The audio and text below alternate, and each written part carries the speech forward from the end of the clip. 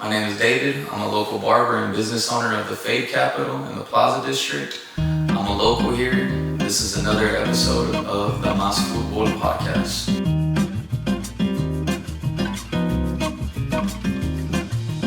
Yo, welcome back to the Mas Futbol Podcast, the number one soccer podcast here in Oklahoma City. I am your host, Ricardo Yoa, and I am here at the nice Legacy Real Estate Group. Shout out to the sponsors. You know what they do. If you're looking to buy, sell, invest in a house, like they say, the time is always now. Hit up my aunt, my uncle. They're the best in the business. But I am not here by myself today because I do have a special guest with me today. This is a soccer podcast, but sometimes I like to talk about things other than soccer. But I have right here with me my good friend, David Vargas. Did I get it right? Yeah, you got it right. There we go, man. How are you today? Good. How about yourself, man? I'm good, man. I'm good. Blessed. And I appreciate you for coming on the podcast, man. I appreciate you having me, man. Shout out to Javier. Shout out to the guy. He hit me up and he was like, dude, you got to get David Vargas on. And I said, yeah, that'd be awesome. But I was like, why? It was random. What did he tell you? Like, how did he bring it up? Did he bring it up to you? I think more so like I was cutting Javi's hair, and I'm really big on conversation. I always tell people I think the best part of cutting hair isn't even cutting hair. I think it's more so the people and the conversations I have. Right. I think that's had the biggest impact in my maturing. Of course, I'm not the most mature person, but I think it's helped me out throughout life and see different perspectives. But every time I have somebody in my chair, I try to get to know them as much as I can, and I try to have the most deep and intellectual conversations I can with people. Sometimes, of course, you get someone that comes to cut their hair and they're like, dude, I don't feel like talking today. Yeah, you don't feel like talking, or you don't want to get too serious, you know. And Javi's a really good guy. Every time I talk to him, he's real informative about things that are kind of happening around like the immigration world. He's kind of helped me out as well. He's kind of given me advice, and I think he just kind of saw that I was a little different with conversating than most barbers. And I think he just kind of saw it as like, maybe he's a guy that will have an interesting conversation. Word. I feel you with that about conversations, because I feel like that's what this has turned into. Is it's a soccer podcast, but the conversations, like that's I think what keeps me going, because like you said, I've learned a lot from having all these conversations with different people. And I think my favorite conversations, probably to you as a barber, are always with strangers. Does that make sense? Yeah, 1,000%. I mean, sometimes I get nervous getting new clients, but once I have them in my chair, I'm like, oh, dang, like, these are to open up. Yeah, these are some interesting human beings. Yeah, and I think perspective is kind of like what's helped me out with growth, and kind of seeing like, dang, we're not all the same. We don't always see situations the same. And I think it's been a blessing just being able to kind of reflect on other people's lives and their experiences, and kind of project them into my life, and trying to find the blessing even in the worst situations. What do they say? A smart person learns from his mistakes. A wise person learns from the mistake of others. Yeah, that's what we do. For sure. Yeah. No, I feel you. Well, for the people that don't know you, can you introduce yourself and tell me a little bit about what you do? Yeah, so my name is David, and I've been a barber for 10 years now. I started when I was 15. When I first started cutting hair, I didn't think this was going to be like a profession that I was going to run with. I always kind of saw myself in the medical field, or I'm kind of an adrenaline junkie. So anything that kind of gets my heart pumping is like something that I want to be a part of. I even thought about journalism when I was younger, but life kind of hit me, you know. You never know. It kind of hit me at the time.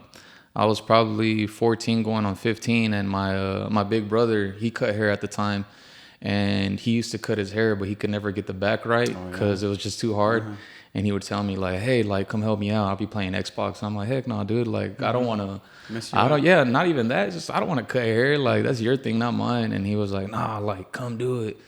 And after a couple of months, like, helping him out, he was like, hey, man, like, you got potential. And I was like, yeah, whatever, you know, just kind of shrugged it off. And he kind of hit a curve in life where he was kind of going through some things, so he had to leave. And he was one of the people that was bringing bread to the table in my family. So he left, and my mom was dating a guy at the time, and that guy ended up being kind of a scumbag. He was cheating on my mom, so he left, and he was another breadwinner, and I was a freshman in high school, and I was like, dang, like, both breadwinners just left. Like, I need to get it together. And I knew, like, every other job that people were doing, which was like McDonald's and Mathis, which like nothing wrong with that. Jobs. Yeah, there's nothing wrong with that. But I knew I had to do more because, you know, I had to fend for my mom. So I picked up the pair of clippers and I told one of my buddies, I was like, hey, let me cut your hair, man. Like, I'm going to jack you up for like 3 months. But like, once I get better, it's going to be in your favor. He was like, yeah, man, that's fine. And I started getting good. And somebody asked him like, hey, man, who cut your hair? The ultimate compliment, right? Yeah, the ultimate compliment. So he was like, oh, you know, my buddy David. And it was this guy named Noel. He was a new guy from Texas. And I'll never forget that day because it was hilarious. But that was the first person I cut outside of my buddy Tony. And I cut up Noel's hair. And when I cut Noel's hair, I butchered him, man. Way. Yeah, man. He asked for it too, but he wanted it with the grain. And I went against it. So I like... It was bald, but it was a learning lesson. I told him, like, hey, next time, like, I know, and don't worry, it's on the house. And I think ever since then, it kind of took off. People started to know me because of cutting hair. And it was a real humbling experience being able to find myself with my back against the wall and telling myself, like, dang, what am I going to do next? Am I going to be successful? But, I mean, just like anything else, like, the effort you put in is... The income is the outcome, you know. So if you're slacking, if you're being lazy, I mean, what type of results do you think you're going to get out of it? So I think ever since then, that's kind of where like my hard work ethic came. And I mean, of course, it's something my dad imprinted in me too. He'd like to say, I don't know if I'm allowed to cuss, but go for it. Yeah, he'd always say, el pendejo trabaja doble, you know. True. So I was just like, man, I can't be just jacking around. I got to be serious about this. And I started putting money on the table, and I started fending for my mom. And I mean, fast forward, jumping shop to shop, I finally had the privilege of meeting a guy named Caleb about 3 years ago at Fading Up Southside. And we were like-minded people. We were the same age, and hard work was like something that was really instilled in us. And we wanted to kind of leave an imprint on the barber industry. So like I said, fast forward, we opened a shop about a year ago. Nice. Yeah. Dude, congratulations. Appreciate it, man. That's big. That's a big move. Yeah, it's totally a big move. And it's pretty insane seeing everything kind of build up because at first we were nervous as hell. We're like, dude, like, what if we spend too much money? What if we don't get back what we put in? What if clients don't find this place appealing and they stop coming? But thank God everything worked in our favor, and it's been a blessing. And we ended up naming the shop the Fade Capital. Fade Capital. Where is this? Where is it located? It's in the Plaza district. Oh, really? It's right above the Old Mule. Okay. Yeah, so it's right above. So that was another blessing. I met through Leo. I'm pretty sure you know. Yeah. Leo introduced me to this guy named Patrick, and Patrick's mom's really big in real estate.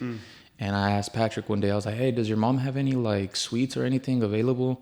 And he was like, oh, let me check. And I was like, all right, that's fine. You know, I didn't know what I was getting myself into. And he finally told me, he was like, hey, my mom has a suite on top of the mule. And I was like, whoa, like, that's crazy. So I called his mom. I was like, hey, I would love to check the building out. She showed us, and the day she showed us, I was like, yeah, this is our spot. And that's been home for us, man, you know. And I always tell people where you work is kind of like a sanctuary. That's essentially You're there more than you are at home. Yeah, and that's I've been dating my lady for 3 years now, and I tell Caleb, like, dude, I've spent more time with you than I've spent with my lady. That's the truth. Yeah, and like, you know, you don't shit where you eat, so I think you got to treat your workplace like a temple, because that's where you feed your family. That's where you get your income. That's where you manifest the future. On top of that, like, you also have to take care of who you're around. Yeah. And then as a barber, you also maybe you're just not bringing anybody to cut a hair inside your establishment. You know what I mean? It's a big thing. So that's a big risk. But I like what I heard. You know, you hit a roadblock.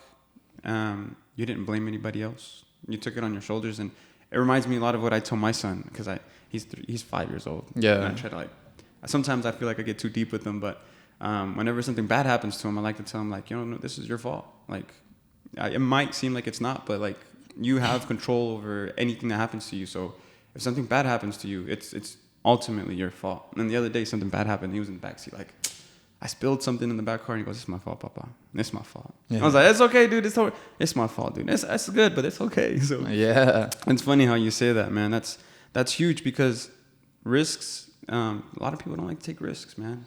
Yeah, a lot of people don't like to take risk, and a lot of people don't like to take accountability. So, like you said, you were teaching your son, like, you know, it's his fault, but essentially, you're not teaching him how to you're not teaching him how to like feel bad or anything about what he did. More so, it's own up to what you did. Like, you're in power. You're in power of whatever situation you're in. You know, you spilled it, but you could also pick it up. You know, you don't have to feel too bad. It's not the end of the world.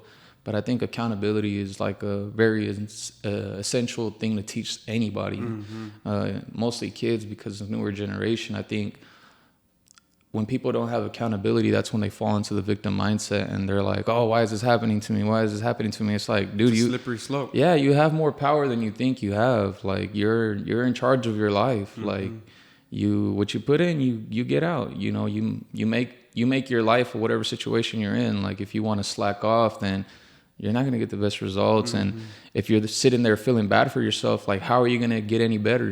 You know? And it's just accountability is everything in any situation. And I think the more you grasp accountability, it helps you out with any type of relationship, with any type of life situation you're in. Because I mean, essentially, any relationship you have, it's work, you know. Even for me and you meeting just now, like whatever actions we do, you know, that reflects on us, and accountability is what keeps us true to ourselves as well. Yeah, I remember the first time I kind of stepped into the accountability role was, I guess it was probably back in high school or in college. You know, I wasn't good with the studies, and I don't know who said it, but it was like if you face your problems head on, you end up realizing that they're not that big.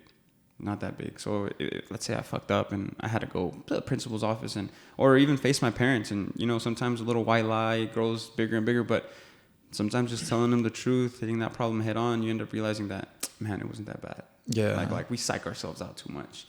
So yeah, accountability is huge, and the victim blaming, the victim mindset, man, I don't want to say that I hate that stuff, but it does kind of grind my gears. Yeah, 100%. And I mean, I think like the situation you said, like getting in trouble with the principal or with your parents, whatever it might be, you know? Yeah, I've been reading this book called Green Light by Matthew McConaughey. Okay, all right. Yeah, all right.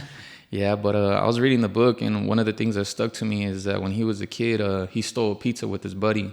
And the people that owned the pizza parlor, they knew who they were. So they called the parents and they were like, hey, your kids stole some pizza and, you know, they didn't pay for it. So he told, Matthew McConaughey's dad told him, like, son, like, did you steal the pizza? And he was like, no, like, you know, I guess my friend, like, forgot to pay for it. Or he's like, I'm going to ask you one more time, like, did you steal the pizza? And he stuck to the lie, like, no, like, I didn't steal it. And Matthew McConaughey's dad started telling his mom, like, nope, Matthew's your kid. He ain't my kid. My kid doesn't lie. No way. So he said at that time he felt like shit because he's like, dang, like, his dad just wanted the truth. His dad wasn't going to whoop his ass or anything like that. He just wanted the truth. He wanted to see that he was a young kid that was learning how to own up to it. But, I mean, that one lie, it's a snowball effect. Once you lie once, it just keeps going. Yeah, you get comfortable with it. And I'm a big firm believer that the truth will set you free. So you're holding on to that lie. I mean, essentially, you're not just lying to others. You're lying to yourself. You're not truly who you are. And I think when you're telling the truth, it shows really what type of person you are. Because, I mean, even if you fuck up, but if you tell the truth, people are going to trust you because they know he owns up to it.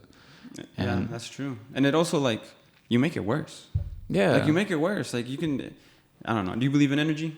1,000%. 1,000%. Yeah. I believe in energy wholeheartedly. And that's like, you can give energy. It doesn't get destroyed. You pass it and all that stuff. And that's the type of energy that I don't want in my life, because it grows, it gets bigger. And then before you know it, you got to cover up one lie with another one. And then before it's so much pressure. And then eventually you just break, and then you lose friendships, you lose trust. And when you could have just been honest. And some people, you know, appreciate honesty. You know what I mean? Some people would prefer to be like, how do I look in this?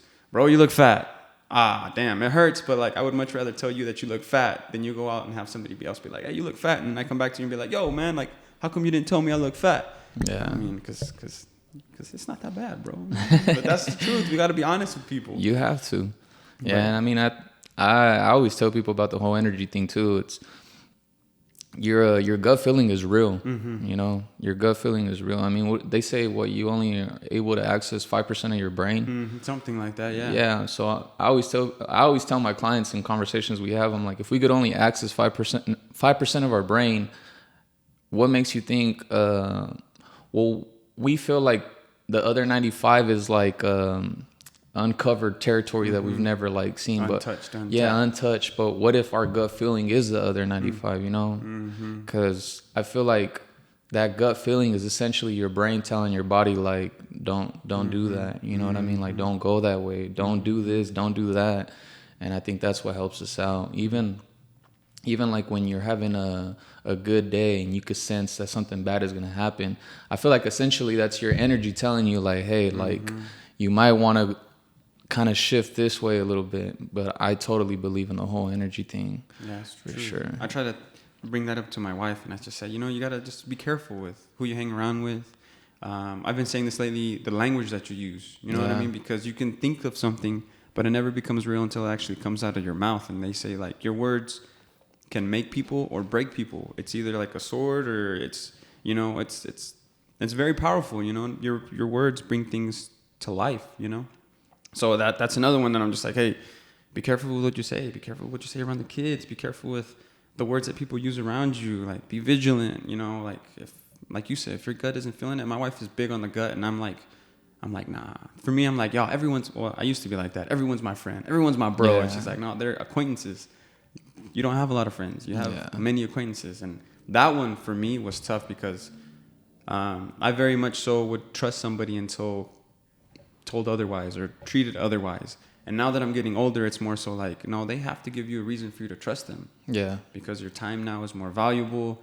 I can't just go out and just do some dumb stuff because time isn't even mine anymore. You know what I mean? I got kids, I got a family, I got responsibilities. So it's like, protect your time, protect your energy, protect your mind, protect your peace. That's one that I've been saying, protect my peace. Even if it's like a conversation with my wife, my parents, if it isn't going somewhere that I need it to, I'm just like, you know what? Let me protect my peace and step away from this.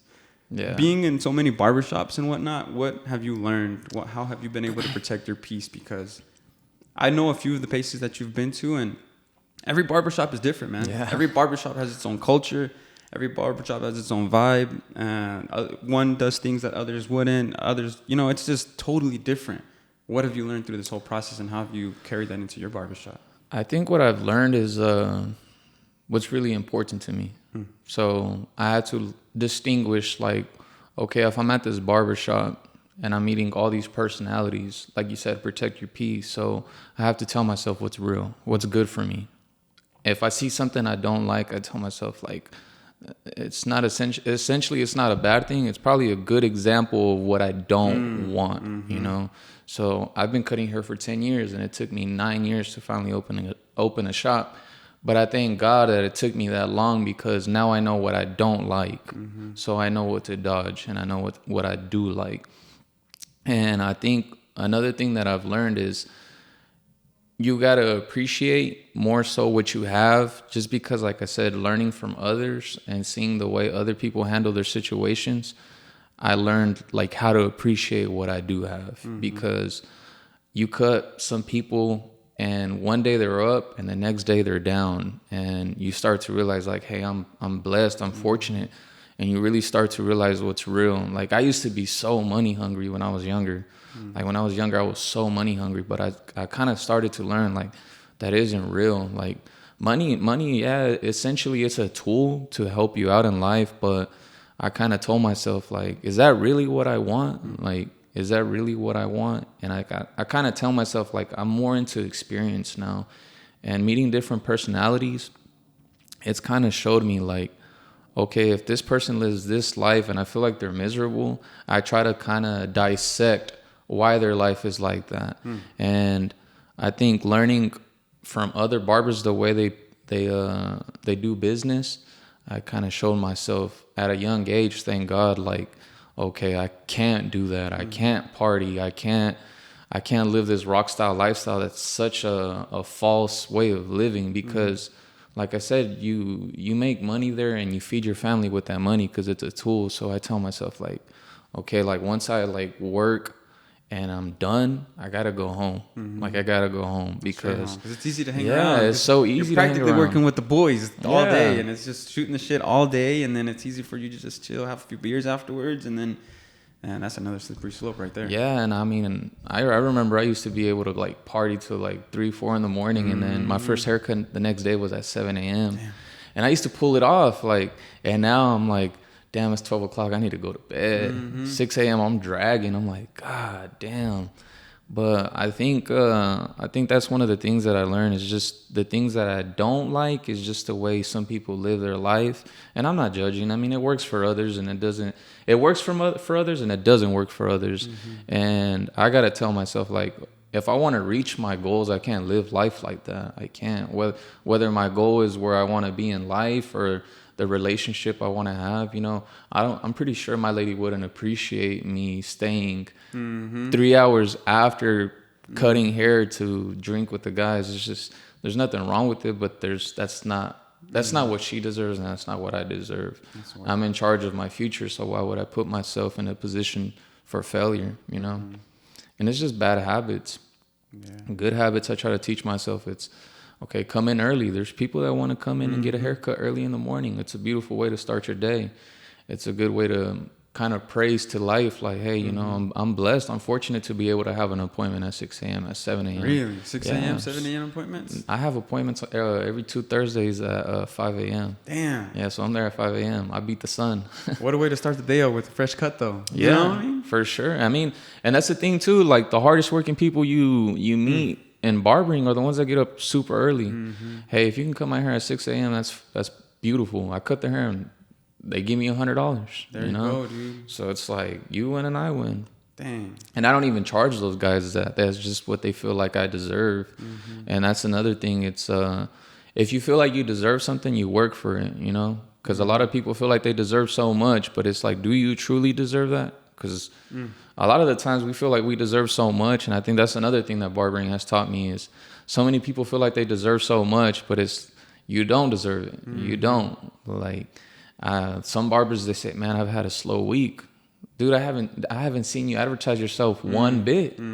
Like, you think people are just gonna come to you? That's not how it works. You're not a rock star. You're not like, you're a luxury.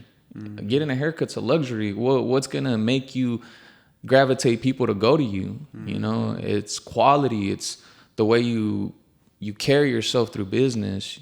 You know, like, even with kids, I was talking to one of my clients yesterday. I said that any kid that sits down in my chair, essentially, I feel like they're my responsibility now. You know, anything that comes out of my mouth, they're gonna absorb. Or how you cut their hair. If you give them a bad experience, they could no longer want to go get another haircut from somebody else. For sure. Like you really have to. That's what I think about with my son. My son's been going to Sharky's and getting butchered, man, butchered. And I told my wife, I'm like, I need to take him to a Mexican. I needed someone that knows how to work with his hair, someone that knows how to work with his head. I mean, it's nice to have him sit in front of the Xbox, but whenever I ask for a comb over and they totally like give him the wrong thing, I mean, he doesn't care. But for me, I'm just like, that's not right. That's not right. So yeah, you're essentially right, man. We got to take care of those little kids. Yeah, you have to. And I mean, like I said, cutting hair is not even the thing that I look forward to. You know, I have a client named Jeremiah. He's a stud. He's such a good kid. I think he's 8 years old now. I haven't cut his hair since he was 2 years old. No way. Yeah. Damn. So it's crazy seeing him like mold. That's an honor right there. Yeah, it's crazy like to be a part of his life. Like, essentially, I'm part of his routine. Yeah. You know, every 2 weeks he comes and gets a haircut. He tells me what he wants. I'm like, dang, dude, when you were 2 years old, like, you couldn't even stand getting a haircut. Now you look forward to it. And I feel like I try to teach him certain things about life, about respect, about love, about all these things. And I see the way he carries himself with his family. And that's another beautiful thing is seeing parents with their kids. I'm like, dang, like, I like what you do with your kid. That's one thing I'm going to tell. I don't have kids right now, but I'm a note that. You see yourself with kids in the future? Yeah, I would love to have kids one day. Nice, dude. Yeah, right now I just have 3 dogs. So, no, that's it. I mean, everything with its own time. You can't rush it. You know, you still have a process. You probably still have things you want to do. Before then, I personally had always seen myself with kids. Like, I was always the type that was like, how can I explain it? A hopeless romantic, bro. Because I always wanted to be, I saw myself married with kids and established. Because that's what I saw my grandpa with. You know, my grandpa both of them had like 7 kids. Yeah. They're all here in Oklahoma City. So if somebody has a birthday party, we're like 150 plus just getting together. And I would see my grandpa and I'd be like, that's what being rich is right there. It's not about the money. It's about being that old and still having your 150 kids, family, just gather around for a birthday party. Like, you can't get that with money. And that's what I had always strived for. I was like, I'm going to have kids. Now I got the kid. I'm blessed. I remember on my 30th birthday or my 31st birthday, we didn't do anything special, but I was just crying in my living room. And my wife was like, what's wrong? I'm going to start crying right now. But I was telling her, I was like, I could die tomorrow and be happy as hell because I have everything that I want. You know, got my kids, got my wife, got my house, got my dog, just got a hamster. Everyone's eating. There's nothing that my kids need. Sure, we don't got a huge house. We don't have the best toys, but like for a kid, like he has everything he needs. Yeah. Everything he needs. So that to me, I was like, I can always see myself like that. So, and then it's like the next question, like, so what's next? You know, next I told my wife, I was like, dude, if I can be blessed to be a grandpa, that's the ultimate right there. Like that. It's weird how I don't see material things, but now it's like, what do you want in your future? I want to be a grandpa, but my kid's 5 and 3. So it's still a long way to go. And now I see other grandpas and I'm just like, you got to do a lot of good work for you to be a grandpa. I mean, people become grandpas for the wrong reasons. You know, some people mess up and have kids earlier on, but it's a big ass journey, man. It's a big ass journey. I don't know if you ever watched The Godfather. No, I haven't. Man, you have. I'm a slacker, bro. You have to watch it. Yeah. I think that's one of the movies that kind of like changed my life, honestly. But Don Vito, he's the main guy, but he's all about family, like all about family. His kids, in one of the scenes, Santino speaks without being asked, and he tells, so they're negotiating a deal, and his son butts in and gives his input, and he says, like, you know, I've been spoiling my son too much. Sometimes he gets carried away, and he speaks when he's not supposed to speak. Mm-hmm. Oh, that's 30 minutes. Oh. Yeah, this thing right here is going to come in clutch, because sometimes I forget, and it stops recording. All right. Spoiled. It's hard not to spoil your kids, though, bro, because when you love your kids, you want to give them everything that you didn't have. And then you start realizing that every time you go to Walmart, you got to get them something. If not, they throw tantrums. Yeah, but it's all habits. So, like, with my dogs, I'm really big on training dogs. I always tell people, like, having a dog is good, but having a trained dog is great. Mm-hmm. So I think habits, because kids are kind of like, I'm not trying to be messed up, but kids are kind of like puppies. Mm-hmm. Like, no, I hear you. Yeah, they'll train you if you don't stick to your boots. Mm-hmm. They're gonna train you. Give them habits, routines. Like, yeah, and it's the most important thing too is like, if you get mad at your dog, if you get mad at your kid for doing something that they're not supposed to do, it's like I said to you, it's like, that's all accountability. That's not their fault. That's your fault for not teaching them what they're supposed to be doing. So, you got to do better, period. Yeah. But like I was saying with like the movie The Godfather, he teaches his kids, like, don't speak against the family. You know, if there's something you want to say against the family, tell me behind closed doors. Like, don't ever speak in front of others, because then they're gonna know that we're quick to turn on each other. So that was one of the things he teaches. But it's crazy because you know, they're part of the mafia and everything, but he tells his kids, like, you can't be a man. Like, he tells them, do you spend time with your family? And he says, good. Well, he says, do you spend time with your family? He says, yes, I do. He says, good, because a man that doesn't spend time with his family could never be a real man. And I was just like, dang, that's the truth. That's true. You know, if you don't spend time with your family, like, what does that say about you? Yeah, what role do you play in your family? You know, you have to be the leader. You have to be there and experience things with your family, and kind of, you know, you're the head. So if you're not there, then who is, you know? Oh, that's the truth. And then you got dudes that start families and for whatever reason end up starting other families, and that starts a whole ripple of problems. And like, I believe that hurt people, you know what I mean? Like, that, and it's basically like, if somebody's doing something wrong, obviously something happened to them. So it's like, it's crazy how life is just boils down to these little decisions that you don't think are important, but in reality have big ripples in people's lives. And a bad decision for one person can affect so many people and other people's decisions. There's so many shootings that go on, you know what I mean? Yeah. And it's just like, someone's just upset, you know, a little, hey, good morning, or a little act of kindness goes so far for people that just don't receive it. Yeah. So, man, we talked about being a man, and what do you think being a man is in this day and age? Because with social media going around, people's brains are getting washed, and there's all this, especially on social media now with these topics of men. I don't know if you've seen it, but like my TikTok feed and all this other stuff has just been a lot of guys just going against girls and just telling them about how men are more oppressed than women and all that stuff. And they're not wrong, but I don't think that's the right game to be playing. You know? Yeah, what I mean? I don't think it's a. I don't think the way that you could solve those type of conversations is by pointing fingers. You know, I think it's more so trying to find like common ground. You know, I just want you to understand why I'm saying what I'm saying, and I want to understand why you're saying what you're saying, and hopefully we could find an agreement in the middle. But I think being a man is a touchy subject because we always get compared to the past. You know, like, oh, they don't make men like they do in the 50s. You know, but it's like, no, I think men have been kind of the same for centuries. I think introducing technology has kind of changed things. You know, people are really like quick to falsify like who they really are. You know, you're not truly who you are. But I think being a man is I guess for you, not in general. Yeah, for you. For me, I was telling somebody yesterday that when you're being like, to be a man, and like, let's say me, for my situation, I got to be honest to myself first. So I got to tell myself, like, what is it that I truly want? And then respect comes a long ways too. So if I'm somebody that's quick to disrespect somebody and feel like they have to respect me, that's not good, because I want to leave a print, you know, in my name, you know, because one day I'm gonna pass away and people are either gonna remember you for being a good guy or for being a douche, you know. What do they say? It's like, people don't remember what you say, they remember how you made them feel. Yeah, 100%. So, like, me with my lady, of course, there's like a balance.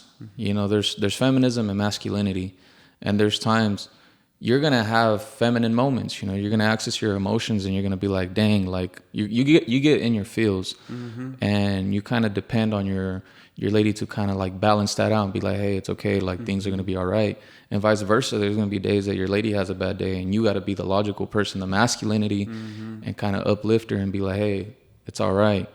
And I think like that's been one of the craziest things for me, is like, me, I'm not quick to say, oh, I'm a man.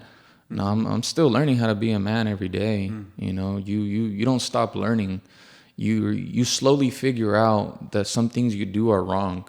You've been doing it for so long, you don't even see that it's a wrong. So, like with me, I want to have kids one day, but maybe I haven't had kids yet for a reason. You know, maybe God is still working with me. Maybe God is still like, hey, there's still some things I want you to figure out, because I want my kids to see me and be like, hey, I want to be that. Like, I want to be. I think that's probably the best feeling. You know, your kids being able to look up to you like, man, my dad used to do this. My dad's always been an honest guy. My dad's always been hardworking. He's always been loving. He's always been the leader, you know. During hard times, he was the one that held us together. Like, I want that. I don't want my kid to be like, oh, he made so much money. Like, no, that's not real. Like, the love you have for the man in your life, like, let's say you with your father, with your grandpa, you inherit their ways, you know. You don't look forward. Like, I don't look forward to inheriting money. I don't. I look forward to inheriting things my dad has taught me, because whatever good my dad did, I'm going to absorb that and implement that into my kids.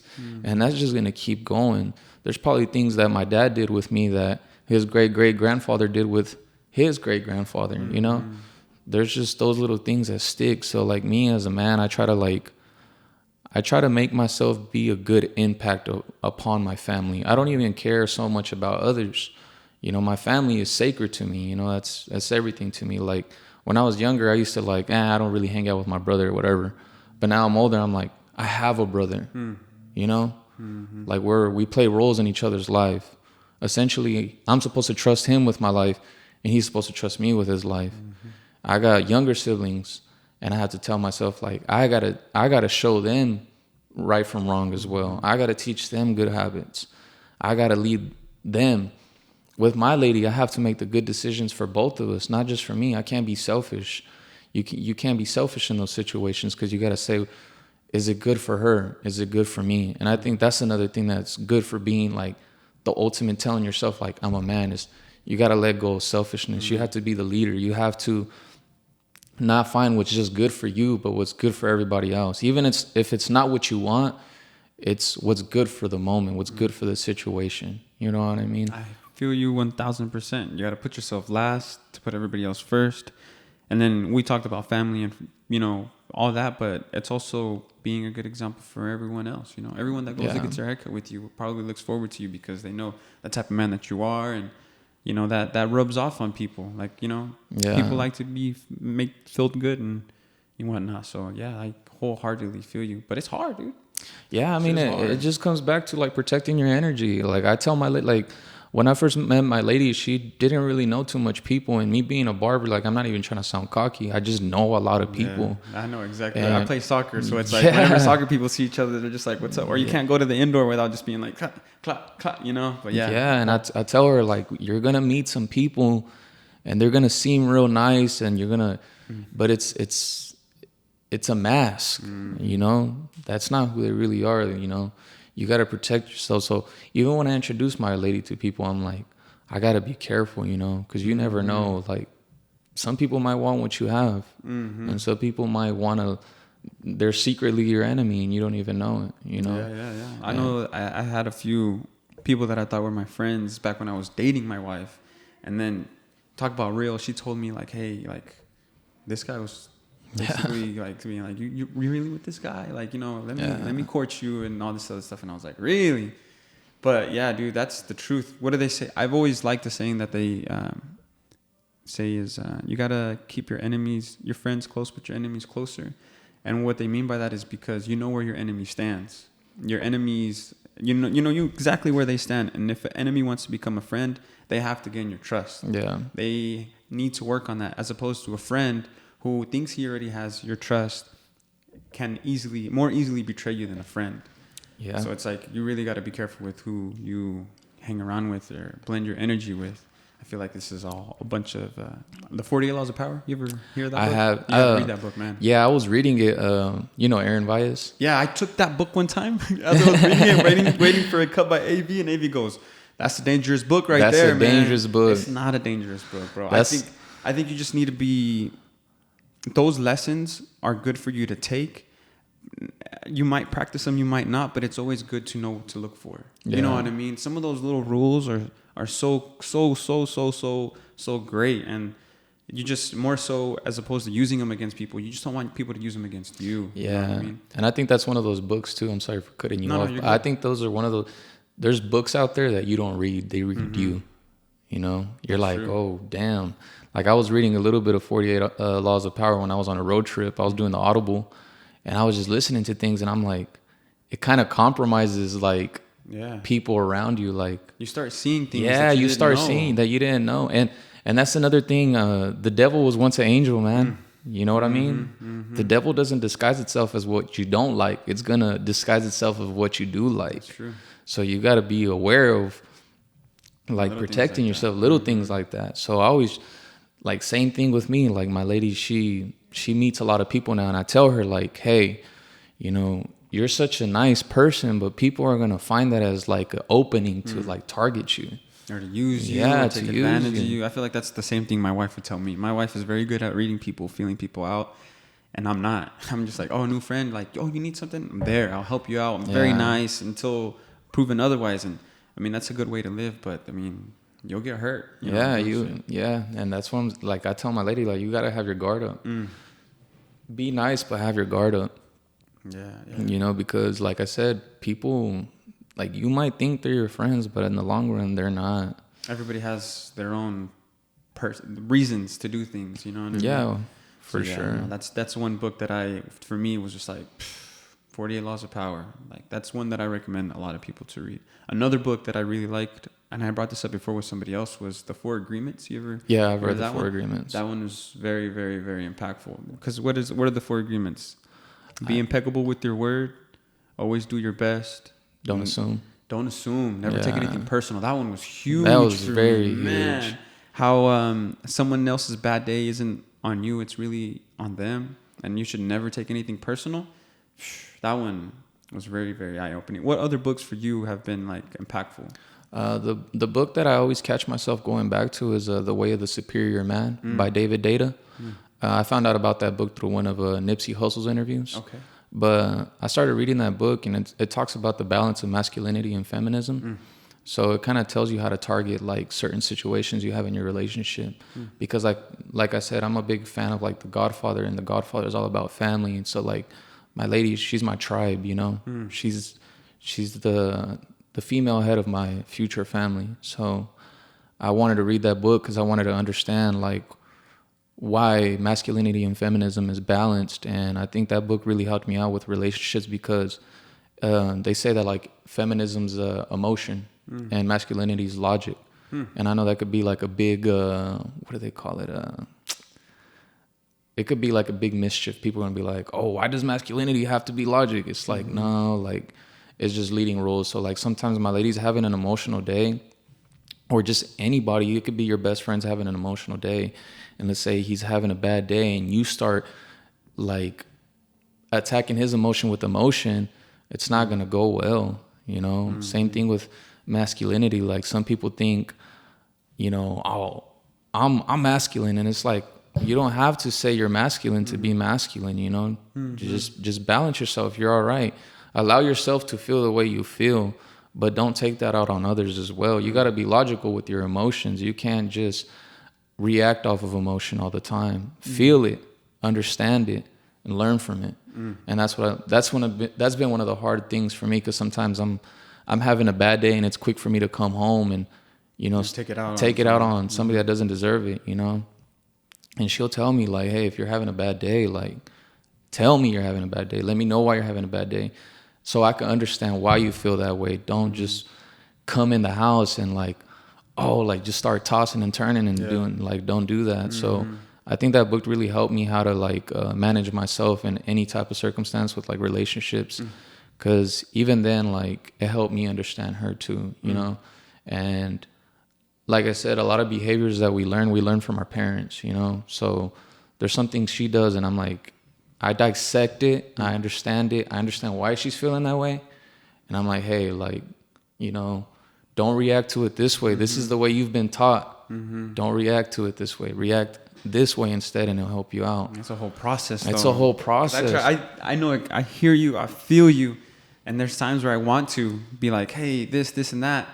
But I realize that sometimes it's best not to say anything at that time. You know, it's just, you have to figure out when is a good time to say it. If you say what you mean and it gets taken the wrong way, it could make things worse. And man, that's a delicate game to be playing there. Yeah, and I mean, in the book, there's a part in the book where it says like, where the male and the female, like in a relationship, they were having a argument.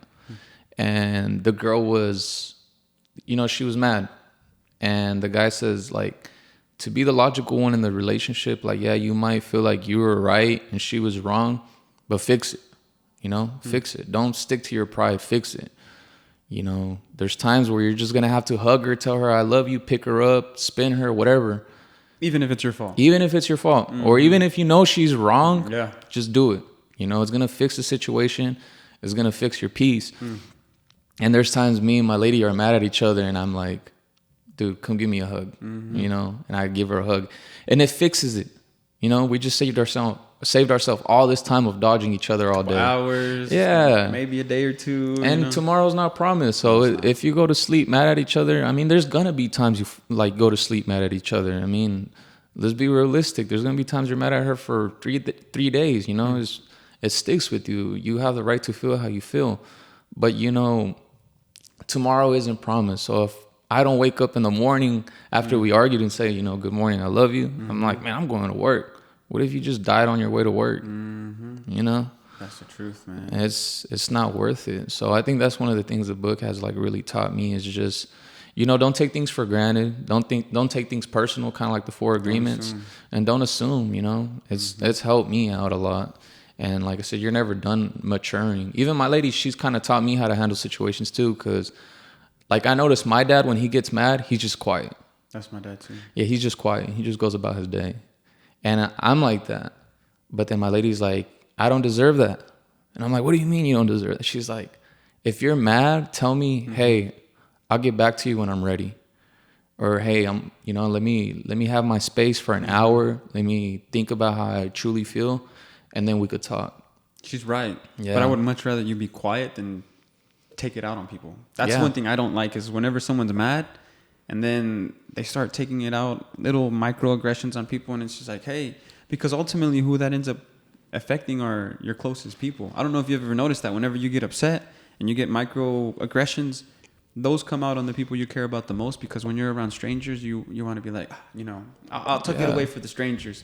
But when you get home, you start acting all messed up, and it's just like, why are you bringing that here with me when you don't do that with strangers? Yeah. Like, you're going to hurt somebody that you love the most and then treat strangers completely fine? That's totally opposite. Well, that's not the opposite. You shouldn't be treating people bad, period. But like, I've noticed that amongst people, like, that's just not cool. And you become real passive aggressive too in those situations, So like me, I tell my lady, like, hey, like, the reason I've done that for so long, like, where I get mad and I like just walk away, is because I believe everything comes with a consequence.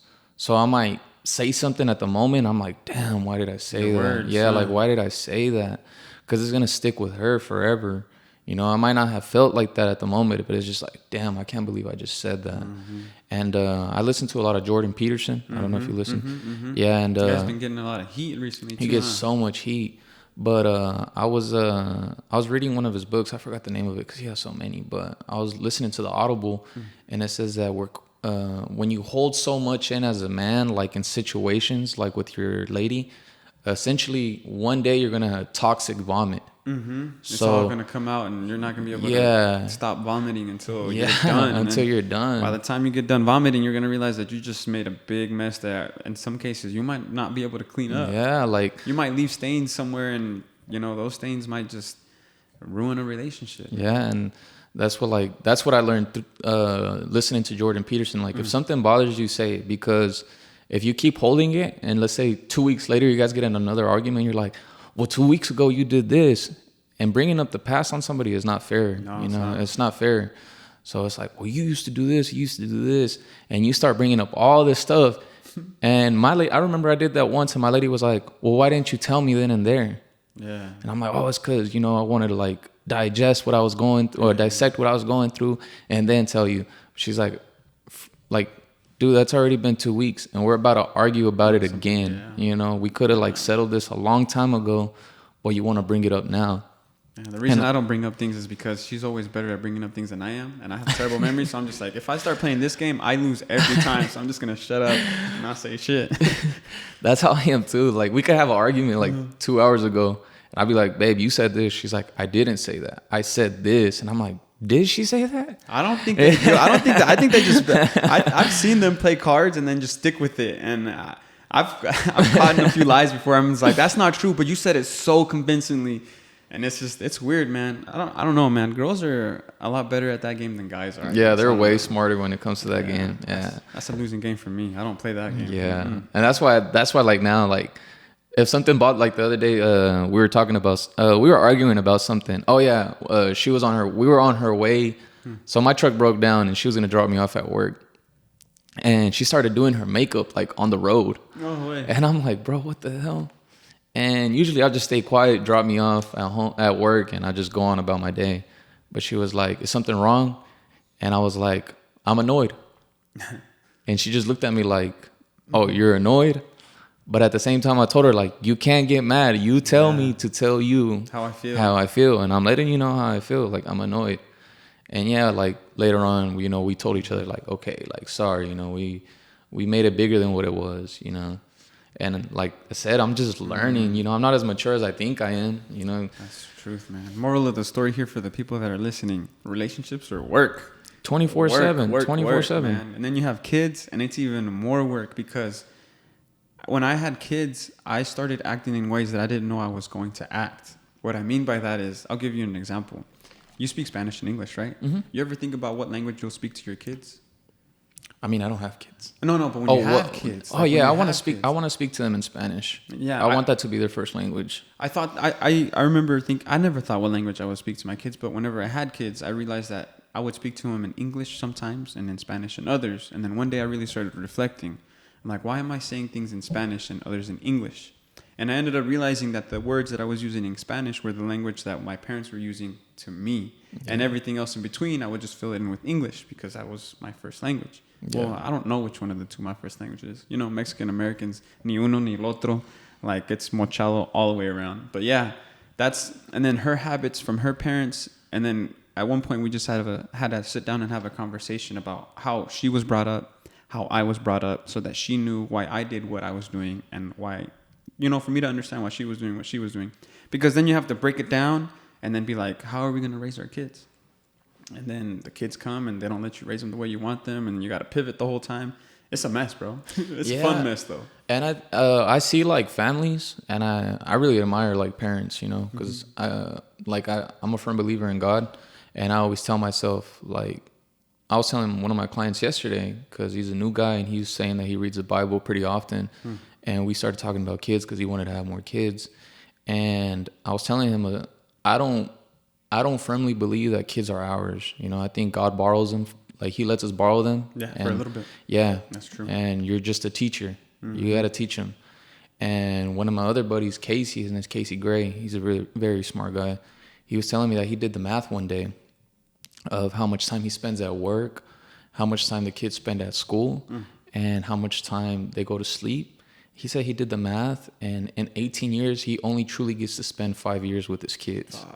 So in 5 years, you got to mold your kids to be who they are and fit into society, you know? It's depressing, bro. And it's crazy. I got a lot of parental anxiety when my son turned 3, 4. Basically, when he became an age to be able to go to Head Start. Yeah. And knowing that as a random stranger was going to be taking care of my kid, and understanding that random people have bad days. Yeah. And I was just so afraid that, you know, shit happens. You know, a teacher can come in, have a bad day, take it out on your kid, and your kid's not going to know what the heck is going on. Yeah. But that's why they say the first 4 or 5 years are the most important in a kid's life. And that's what me and my wife say is like, if anything, let's just be present as much as we can for the first 4 or 5 years. And then after that, I mean, just try to spend as much time with them. But I feel what your friend says, because I work from 12 to 8.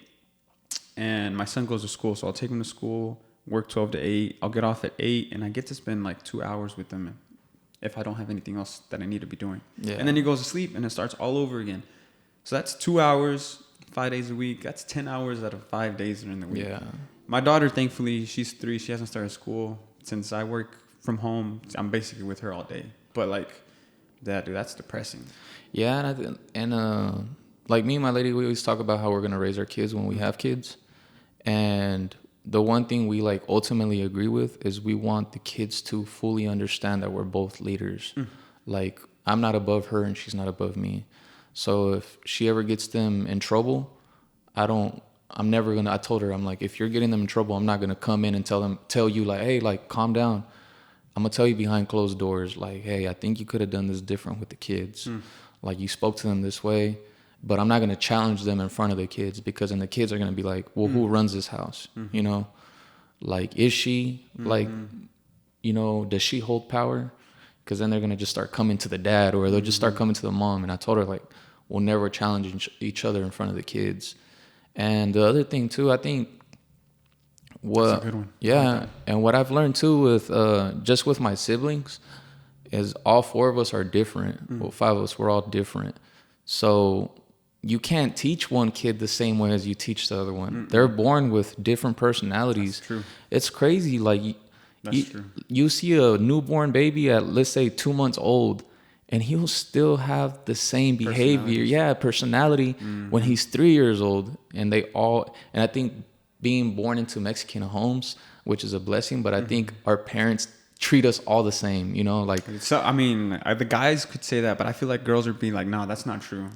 My mom treats me differently than she does my brothers. I heard my sister say that all the time. But I think that's also because women have emotions. You know, they're more, they feel more than we're raised to be logical and you know, be tough. So we always think like, no, but like we're taught to avoid our emotions, you know, but essentially it just makes us bottle it all up even more. So like with we only have one girl in our family, one girl and 4 boys. So she's completely different than us, and we're way harder on her because we have to we tell her like, dude, the world is not what you think it is. Like, shit's gonna happen. I hear you. I have my sister. It's 3 boys, 1 girl, and I'm the oldest, and it's her. Then it's Nani and Joel. But her being around a whole bunch of boys has made her hard. Yeah. You know what I mean? Because she does not take shit from anybody. But to get back at what we had said, I think it's all about cultures, man. Yeah. Cultures, because both my parents came from Mexico. And I can see why they would raise my daughter differently from the guys, you know? Yeah. My brother can come home and be like, I'm hungry. Aquí está tu plato. My sister comes home and is like, I'm hungry. Pues ponte a hacer algo, caliente tortillas or something like that. And that's true. And then it makes me think of like how we will raise our kids. You know, as a first generation Mexican American, my son's going to be raised completely different from how I was raised to how my parents were raised. You know what I mean? And all that in between, it's just, I don't like to think about it too much because it's just a bad rabbit hole. We just have to take it day by day, time by time, be present. Sure. But like cultures, man, cultures. You ever think about how your kid will be raised? This whole social media thing is just crazy. It scares me. So like me, ever since I've been a kid, I really get deep into my thoughts, like very, very deep. Like I've always loved getting deep into my thoughts, but it hurts you at the same time. Yeah, because you start to get a lot of realization. But like me and my lady, we were driving to go eat one day. Look at that clutch. Damn, that means we've been here for an hour already. Feels like 10 minutes. I used to get deep too, man. I feel like I used to be a lot deeper when I was a kid. When I was a little kid, I'd be able to look up at the stars and be like, why? You know, why here? You know, why? Just why? Yeah, but I was telling my lady the other day, we were driving to a restaurant, and I told her I was afraid. I was like, I'm scared. She was like, why? I was like, what if we have a kid, what are we bringing them to? You know, what are we bringing to them? Are they going to be able to live, or are they going to kind of be a part of a system that is, you know, it's it could be like kind of like a slave-like system. You're just playing a role. Like, what are we bringing them to? You know, kids that are like stuck on their tablets, like, I feel like they become brain dead. They don't, you know, they do become creative in some aspects, but they're not wild. They don't get to experience life of what that tablet is robbing them of living a life, you know, being free. I was telling my lady yesterday that I want to have kids with jacked up knees. Why? You know? Why jacked up? Because I want them to be able to go ride a bike and bust their ass. You know? Okay, I see what you're saying. You know, I want them to jump on a trampoline and they accidentally fall off. I want them to be able to climb a tree and like fall off the tree. I want them to experience life. I want them to see these things. I've been cutting hair for 10 years. I haven't even heard of one of my kid clients climb a tree. Really? No, but they all know what Fortnite is. That's true. You know, bro. And it's crazy because when I was a kid, I loved climbing trees. I remember I used to climb to the very top, and I was just like, I'd chill, feel so free. So free. And now I'm just like, dang, like, but I want my kids to experience that so bad. And I tell my lady, like, what's to come in the next 10 years? You know, like what's to happen? And I think it's not a good way of thinking things. No, it's not. I'm going to completely disagree with you there. Yeah. Because it all falls on your shoulders. You know, and you could think like, life is terrible. I'm not going to bring kids into this life. And if everybody thought like that, we'd be gone. We'd be extinct. You know what I mean? We have to have hope that, you know, that there's good out there. Like you said, the tablet could be robbing them of their infancy, of their creativity, or I'll play devil's advocate. It could be feeding it. You know what I mean? Yeah. Like I got a tablet, but I love to draw on it. And my son loves to draw, so I'll give him a tablet. My wife used to be like, no, let him draw on paper. Like, let him draw on paper. He doesn't need a tablet to draw. But I was just saying, like, we got to kind of move with what we have nowadays, you know? Like, maybe it'll help him develop something else. You know what I'm saying? Like, let's say our kids aren't climbing trees anymore. Well, fuck it. I'll climb a tree with my son then. You know? Yeah, because I feel like even I'm not a parent yet. I mean, you're a parent. I feel like it's more about regulating too. You know, you don't want them to get too deep into those things too. You know, probably give the kid a tablet for 40 minutes, an hour. Monitor it. And it's easier now because I have my Google app will let me know that my son's been on it for 25 minutes and it'll cut him off. Like, sure, there's all these things, but like you have to monitor it. As a parent, you can't just leave your kid alone with YouTube because the suggestions will have them going down a dark rabbit hole. You know what I'm saying? Like they'll have them watching things that they're not supposed to. And I've seen that, you know, you can leave your kid on YouTube and he'll be fine. But if you don't monitor it, then of course, like they're going to fall down and watch some bad stuff. Like, it's crazy, dude. It's crazy. I remember this, I can't believe I'm going to talk about this, but like the first time I had ever seen I don't know if I can say this, I'll beep it out, porn. Yeah. Was at a friend's house, and I was probably like in elementary school, and he brought it up, and I always think about myself like, dang, like when will that come across my son? And it's just, now everything's so accessible, but I just don't want to be scared. I want to be prepared. I want to be able to, instead of being on the side that's like, no, we're not going to use it. No, I'm going to use it, and I'm going to make sure that you're using it the right way. I'll buy a video game for my son, and I always like to play it first. Not because I love video games and that's just what I do. I play it first. No, it's just because I like to make sure that it's good for him. Yeah. It has to be his level, and if it's not, then I'm going to be right there and explaining to him why this is good, why this is bad. And yeah, I mean, you're right. It could be bad, but I want to have hope. Yeah, because even back to the topic of the first time you had seen it, I think it's just crazy because when I was a kid, like, you would see it on a magazine, you know? And now, like, you can hop on Instagram and you can hop on Twitter. There. You can pull up your phone and have it there in like 10 seconds. Yeah, it's there, and it's just the accessibility of it. It's insane. It's just, and I don't think it's a good thing, you know? I think it could be very toxic, and it's crazy how times change. And I think we're overstimulated so much, you know? Like, me and my lady, we're real big on hiking. We hike a lot. Like, we try to travel to like Utah, Arizona. We try to go to these spots and just explore. And what I realize is when I'm at these places, I realize how overstimulated I am because I don't have signal out there. And it's just like, I get to admire a breeze. I get to admire the trees moving, the river passing by. Like, I get to admire these things, and I'm like, dang, we're so overstimulated by these things. Like, my lady, she models, and I get so proud of her because sometimes she tells herself, like, I want to post this picture, but I don't think it's a good time for me right now. I'm like, why? She's like, because I don't want to catch myself being worried about how much likes I'm going to get, about how many comments I'm going to get. She's like, I'm just going to wait a little bit. And she'll wait, but I'm just like, dang, that's crazy. We're overstimulated in that aspect. Like, how much, what's it called? Man, what's the word? I forgot what the word is. Like, you're searching for validation.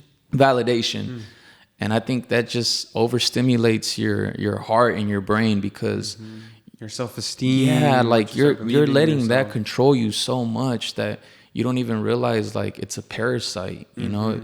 It's just taking it's not real. Yeah, it's not real. It's taking control of you. So now, like, she'll post a picture and she'll delete Instagram. And she was like, I'll hop on it in 2 days. I'm like, dang. Because she doesn't want to catch herself on that stuff.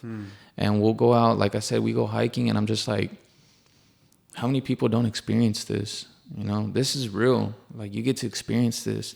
Even a camera can't even absorb the experience. Like, it doesn't do no justice. You're out there and you're like, dang, like, I tell people all the time, you need to go see the Grand Canyon.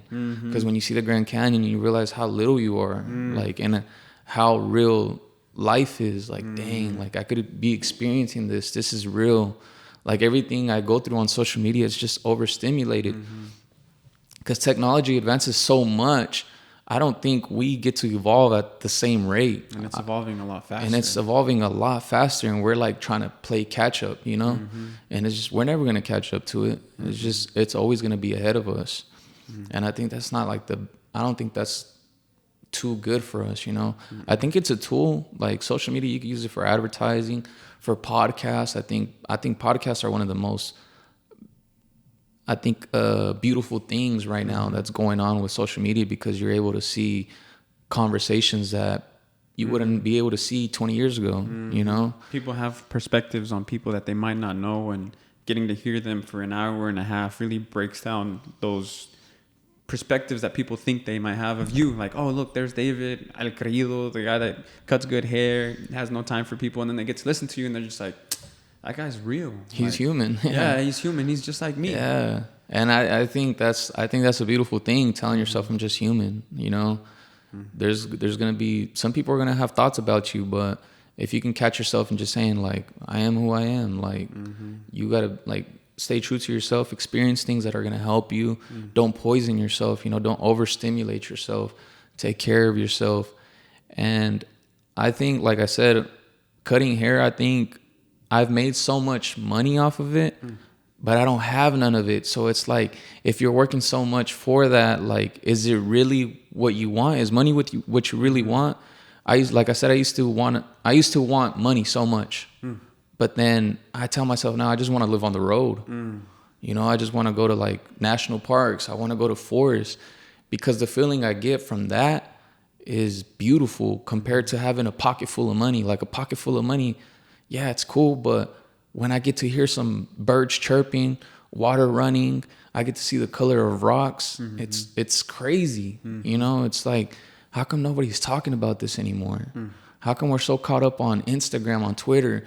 How come we don't talk about traveling, like, to see things that, because we'll go to Utah, and I told my girl, I was like, when we were at Utah, it's crazy how big it is. We went to Zion, and I was like, it's crazy how some people will die and never see this. You know? I went to Colorado, and my mind was tripping knowing that to my west was just these huge mountains, you know, and that, like you said, puts perspective on you. Especially being from Oklahoma, we have no mountains. I had seen a picture that I really, really enjoyed. Let's say it's a picture like this, right? And there's a little ball right in the middle, and everything else is dark. Well, that little ball is Earth. And then it makes you ask yourself, like, if that little piece of marble on that picture is Earth, then how big am I? Yeah. And then how big are you, and how big are your thoughts? Yeah. And then you think, like, well, my thoughts are small compared to the grand scheme of things. Like, should I really be weighing myself down with all these thoughts, or should I just live, just go on about your day? Like, it kind of makes you think, like, are we here on purpose, or is this an accident? And then even if you're here, well, that's a blessing within itself, because what are the odds of you being born? Yeah. Like, you being born is just a miracle within itself. So it's like, we're all a bunch of walking miracles. Yeah. And like you said, not being able to enjoy life like that is just, it's a shame. It's a shame. There's people that don't leave their zip codes. You know what I mean? People that don't even think about getting passports. Like, my passport expired a few months ago, and it's killing me because I know that I need to get it, because something might happen, and everyone might need to leave the country, and God willing, someone might die and go to Mexico, and I can't because I don't have my passport. Yeah. We just all need to be ready to move, ready to live, because our mind will slow us down, dude. Yeah, 100%. I did psychedelics for the first time. Yeah. I'm scared to do psychedelics. I don't know. I feel like I have a very addictive personality, and if I like it, I might just stick with it. But how was that experience for you? So I did shrooms for the first time. Okay. And I did it at the, what's it called, in Lawton, at the is it the Wichita Mountains? No, it's not. That's not what they are. But we went out there to Lawton, and we were hiking Mount Scott. And there's little trails around Mount Scott that people don't know about, and we like going to them because they're so it's almost like they're untouched. People don't really go there. It's a little bit rougher. It's more natural. I get what you're saying. There's no trails. Like, you're kind of just doing your own thing. And I remember I took the shrooms, and my lady, she was reading a book, and I was just kind of like walking around, and I seen a little pond, and there was little fishes in the pond, but there was no stream going through it. It was just you could tell it was drying up.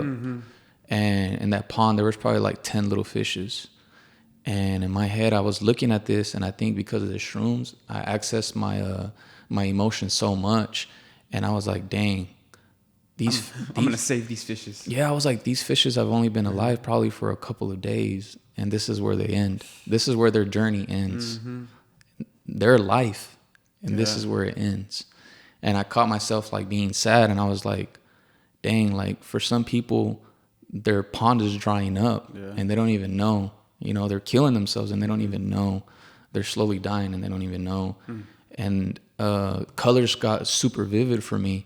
And I remember looking at the walls of the canyon that we were in, and I was seeing every color, and I was like, I'm able to see.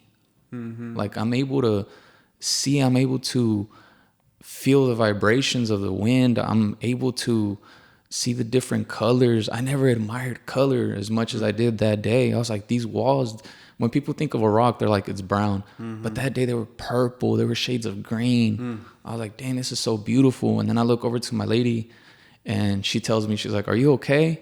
I'm like, dude, the sky looks so blue today. And she's just laughing. And I'm just like, I saw so much admiration to things. I'm like, why am I taking so much for granted? Like, how come I don't just, I think we're so fast paced that we don't ever just stop and breathe. You know, we don't ever just stop. And like you said the other day that you had turned 30 or 31, right? And you sat there and you wanted to cry. I cried, bro. Yeah, I cry a lot. Yeah. Often, but yeah, that day I just got in my feelings and just, yeah, she was worried. She was like, dude, are you okay? And I was like, yeah, I'm fine. I'm so good. I'm blessed. Like, yeah, and I think that was like so crazy because, you know, you stopped and you took a breath. You had to realize that you had a moment of realization. And that's what it was for me. I'm like, all my life, I've gone through so much and I'm here now and I'm able to experience this. I grew up with kids that they're not here today, you know.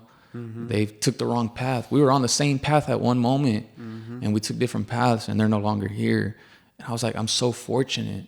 Like, how come I'm not taking advantage of being so fortunate? How come I'm not experiencing this? And then that's when I kind of realized to myself, like, I need to start living for myself. Like, I can't be focused on things around me that aren't real. So at that moment, I was like, okay, I'm able to see. So I have sight. I'm able to hear. I have hearing. I could walk.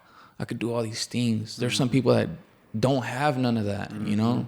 There's some people that never get to experience it. There's some people that aren't capable of being able to see anymore. And then those people have to reevaluate and take advantage of what they have. My mother-in-law, she's blind. I met her after she had already lost her sight. So she never got to see me or my kids. Yeah. But I feel like she knows me better than others that can see. Does that make sense? Yeah. Whenever my wife talks about how she passed through some hard times, but now seeing her, dude, she's the strongest. When my firstborn was born, she was the first one that gave my son a shower, a bath. She can't see, but she's there. She can see, you know. Whenever I go work at her house so she can watch my kids because, yeah, that's like, even if she doesn't have it, like, that has never slowed her down. Never slowed her down. And I think what you're talking about, it sounds like what meditation would do for someone. You know what I mean? I've never sat down and tried to meditate, but like, from what I read and hear, that's kind of like the process that they take, just sitting still, feel your chair, feel the floor under you, hear the sounds around you, and just kind of empty your mind so you can take advantage of everything. Like, you know, your drive here, like, you ever drive and you get to like a stop and you're just like, how the hell did I get here? Yeah. Like, I don't remember did I pass a few red lights or something? No, it's just because you're an autopilot, dude. And you're not soaking in the sun. You're not seeing that it's raining. You're not smelling the smells that comes. But I think that comes with like taking yourself out of your environment. Whenever I go to Mexico, I realize the smell of like the wet dirt after it rains. And I think that comes with it. It's very important for you to take yourself out of your natural environment so you can, you know, feel out of your environment, you know. Yeah. That's good that you get to travel, man, because a lot of people don't. And it's just real senses, you know. Like, you always have those senses, but they're not amplified as they should, you know. It's like, when's the last time you took your shoes off and like felt the grass? Dude, I remember one time I forgot what birthday it was, but I was feeling myself that day. They had thrown a surprise birthday party. It might have been for my 30th. And I had a few beers in me. I took my shoes off. Why are you taking your shoes off? I was like, so I can feel the grass under my feet because I'm feeling good today. Like, I'm trying to, and that was funny because that's what it reminded me. I took my shoes off that day because I told them I want to feel the ground under my feet because I'm alive today. Like, that's true, man. That's very true. Yeah, we went when we went hiking in Utah. We were camping like on a back road, so like nobody was really around us. And I remember it was cold that night because it's kind of like desert-like, and I don't know if you know, but the desert gets cold at night. Yeah, it gets cold at night. And I remember I woke up like at 5 a.m, probably like 4:30, 5 a.m. It was still dark. And I woke my lady up. I was like, hey, wake up. Like, I need you to see something. She was like, what? And we went outside and we looked up and you could see every single star.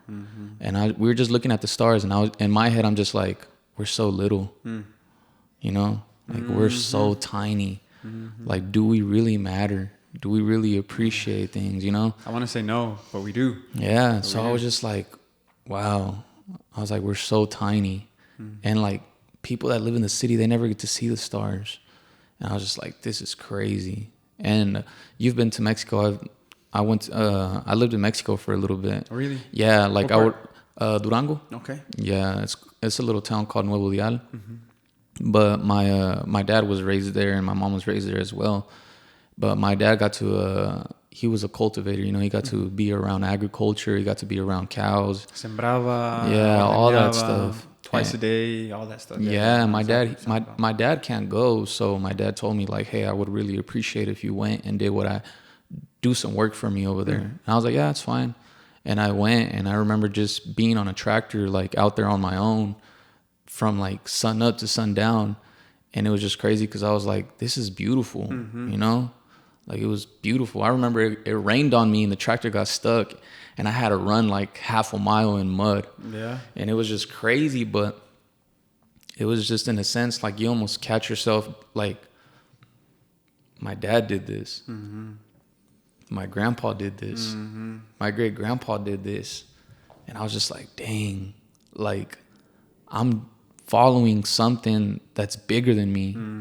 You know, like I never met my great grandpa, but I felt like I was there with him at the time. And I was just like, damn, this is so beautiful. Like, this is something that people can't experience. I was out there experiencing what it is to farm, driving an old beat up tractor, and I was doing that. Being able to see a storm, like coming from a mile away, seeing the mountains right next to us. And I was just like, dang, like, this is it. That like, always does that to me when I go to Mexico. I try to tell people that's like my big reset. Whenever I would go to Mexico, see how things are there, and then I come back here with so much appreciation, such a different look, because I also like to, I don't know why I do this to myself, but I think to myself, like, I could have just as easily been born in Mexico and not here. My dad came, he worked a little bit, came back, aligó mi mamá, took her over to the U.S., and I'm thinking to myself, like, what if it wasn't my dad? What if I was born in Mexico? I see all the kids there that don't have much, and I'm just like, I'm lucky. Yeah. I'm blessed. So many friends of mine that are born in Mexico and they brought up to the U.S. that can't go back. That could have just as easily been me.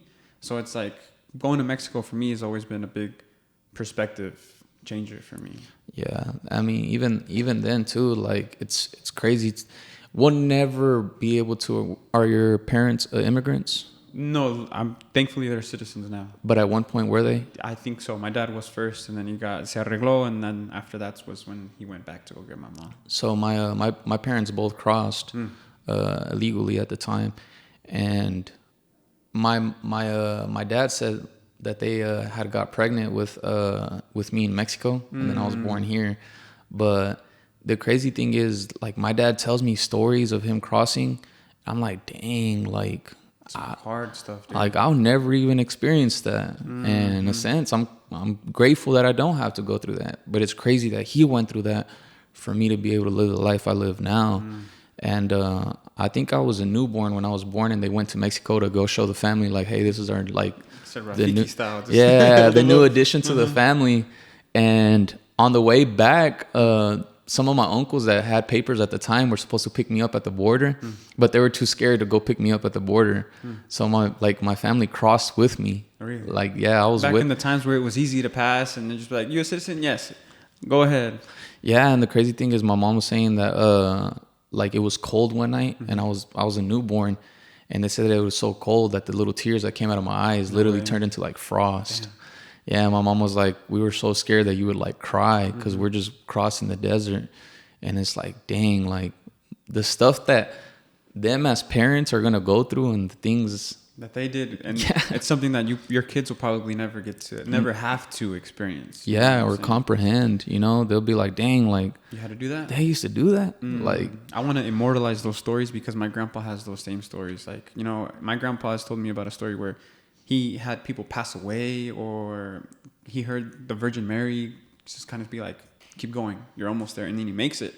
One of my goals has been to record a podcast with my grandpa and be like, why? Yeah. Or my dad, like, why? Why'd you cross? What'd you have to go through? Was it worth it? Yeah. Like, because those type of people, my grandpa had to leave everything behind. His mom, his wife, his kids, just to come up here and work and just send money back. Until he was able to save up and bring everyone over. And this is a product of what my grandpa did. While we're sitting in this real estate, this nice building, is because he risked it to come. And then they, you know, risked it to, they went to Capitol Hill and, you know, started off in high school. And it's a grind, dude. But like, those are stories that we need to immortalize, because when your kids are born and you try to explain to them how they came, you know, Mexico might seem more foreign than it was for you, because, you know, going back and forth, Mexico isn't your home, but then you make it your home. And then I always think, what will that experience be like for my kids and wife when I take them back? Yeah. Because they're not going to see it through the eyes that you did. They're not going to see it through the eyes that your parents did. It's going to be different. And it's sad, but I mean, that's life, you know, but you have to share your story. You know? Yeah. This is where you came from. This is what it's like. But, you know, that's just what it is. Yeah. And I mean, like, it's crazy to understand too, like the amount of work our parents did too. Like their work was work, you know, like my dad, he would work. Like he was telling me that he was 14 years old when he was in charge of a farm, and the farm didn't even have electricity. So he says, like, when it was nighttime and it was time to go to sleep, it was time to go to sleep. But he says that he was like 14, getting up super early in the morning, and he was prepping everything to go farm, to go milk cows, just to go do things for the ranch at the moment. To survive. Yeah, that was survival for them. And I think that's another beautiful thing in Mexico is you see people live day to day. They're not worried about a year from now. They're worried about eating that day, getting things handled for that day, go to sleep, and hopefully God gives us another day, you know? And then they wake up the next day, they're appreciative, and they just keep going. And when my dad tells me of the things he was doing at 14, it's almost like you have to tell yourself, like, if he did that at 14, I have to be able to do this stuff at 14 too. I had to fend for myself. I had to do these things. I had to be independent. And I think that was like one of the craziest, because when he drinks, he gets like real emotional, and he tells me all these stories. And I'm always telling myself, like, all right, like, you already told me the story. But then I tell myself, like, I got to be grateful for these stories because it kind of shows like everything he did for me, you know. It gives me more gratitude for the situation that I'm in, because what our parents did is the reason we have opportunity now, you know. And it's just the things we're going to be able to do for our kids, that's opportunity that they helped create for them too. And I think like with my dad, you know, he's learned certain things throughout life, and when he implements them on me, sometimes you catch them as like being hard on us, but it's like, hey, like, I'm trying to help you guys out. Like, life could be pretty brutal. And even out there, like, seeing the tractor like shut down, I'm like, he was 14 years old putting this thing back together and like continuing. And I was like, dang, this is insane. It is insane, dude. Yeah. And then you think about like those things, and then you pass it on to you, and then what you will pass on to your kid will be a little bit different from there. And then what freaks me out is like how comfortable we get, you know, because every life is meant to be improved upon. You know, your dad wanted to give you a better life than he had. Yeah. You want to give your kid a better life than you have. But I'm always afraid, like, I don't want to spoil him too much, because what do they say? Like, eventually you get to the Rolls Royce and then it goes all back. Like, somebody screws it up and it just starts all over again. And that's just, I think, part of the problem with success, you know? Like, you get too comfortable. You don't want to risk it. You're afraid to try new things. And eventually it ends up biting you in the ass, I think. And I see how you talk about your kid and about your dad. What was the feeling you got the day that you held your kid for the first time? That was insane, dude. It was so many things that went on. The pregnancy was rough, and things had to happen. And then when I held him, it was a mix, because, like, of course you're holding your son at the same time, but we had to go through so much with my wife that I couldn't feel comfortable, because I needed to make sure she was okay. Yeah. So it was very weird. Like, it's hard, dude. It was very traumatizing. And I say that lightly because I wasn't the one that pushed him out either. You know what I'm saying? So it's like, I have my son, but at the same time, I wanted to put him down to make sure that she was okay. And then it was beautiful, though. It was beautiful. I think the best part of it all is turning your parents into grandparents. Yeah. That's like, I was the oldest, so I was the first one to have kids. I turned them into grandparents. And even just presenting them with like, hey, we're pregnant. Like, from then on, it's just jubilation. But like, that shit is hard, man. That shit is hard. But then what comes with that is like getting to see your parents grow. You know what I mean? Seeing your parents go from your parents to grandparents, and seeing how they handle your son, their grandkid, and then you start realizing that, damn, my parents are getting old. And That's a beautiful thing, man. Turning your parents into grandparents. I hope and pray, and if it doesn't happen, well, fuck it, it doesn't happen. But like, I get to put myself in those shoes and get to become a grandparent. But it was a trip, dude.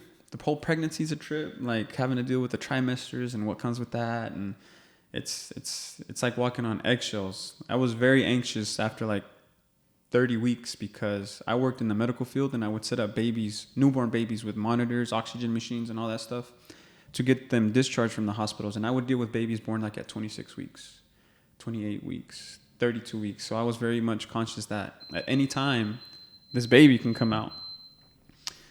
And it's not easy. How did I feel though? It's a trip. It's a trip. And then the second one comes by, and I remember when the second one came by, I was really tripping. So I signed myself up for a marathon because I was like, I got to do something hard because like this is what I'm going to do. And I really messed up because the marathon happened like the day after my daughter was born. Oh, but I had signed myself up. I was going to do it, but I probably shouldn't have ran it because I had to leave my wife at the hospital. But it was like one of those things that I needed to do something hard to just to feel right. I felt like it was like a rite of passage in a weird way. Does that make sense? Yeah. But man, it's a trip. It's a trip. It's a trip. Having kids is a trip. Yeah. That's probably the hardest part, is just having them get delivered. Anybody that's pregnant and has a baby, I'm just like, hey man, for a healthy delivery. Yeah. That's it. Because so many things can go wrong, dude. It really opens up your eyes to how powerful women are and how they're able to deliver and deal with all that stuff, and then how helpless a guy is. Yeah. You're just there like, you got this, babe. Keep pushing.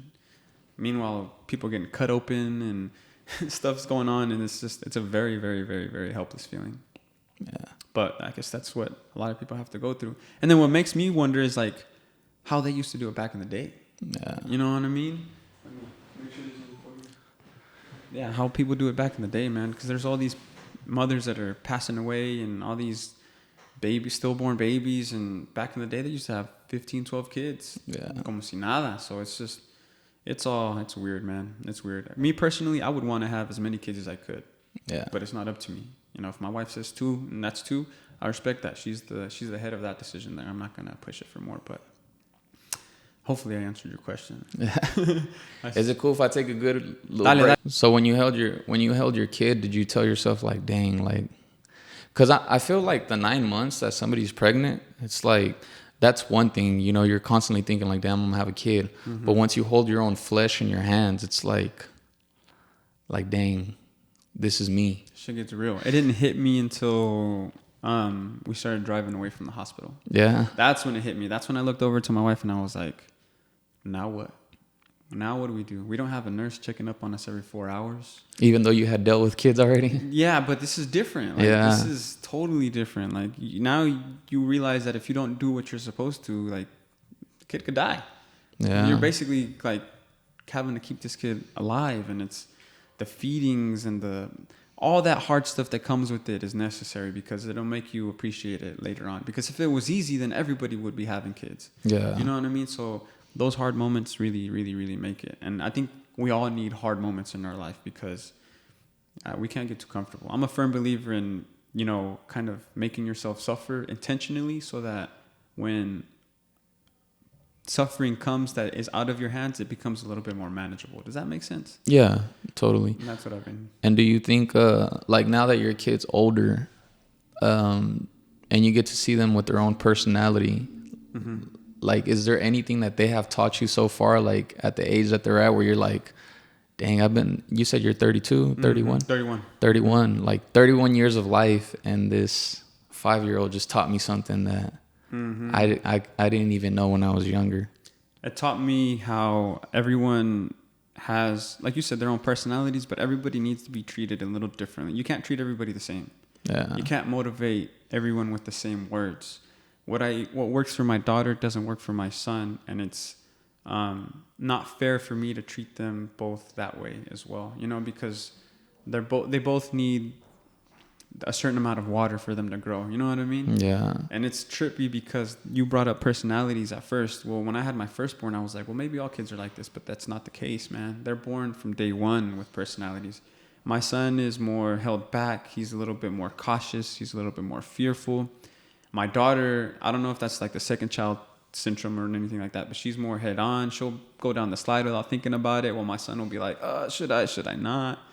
But that's like everyone's personality. So now the question is like, how do I give him what he needs to succeed in life? Because what he needs isn't necessarily what my daughter needs.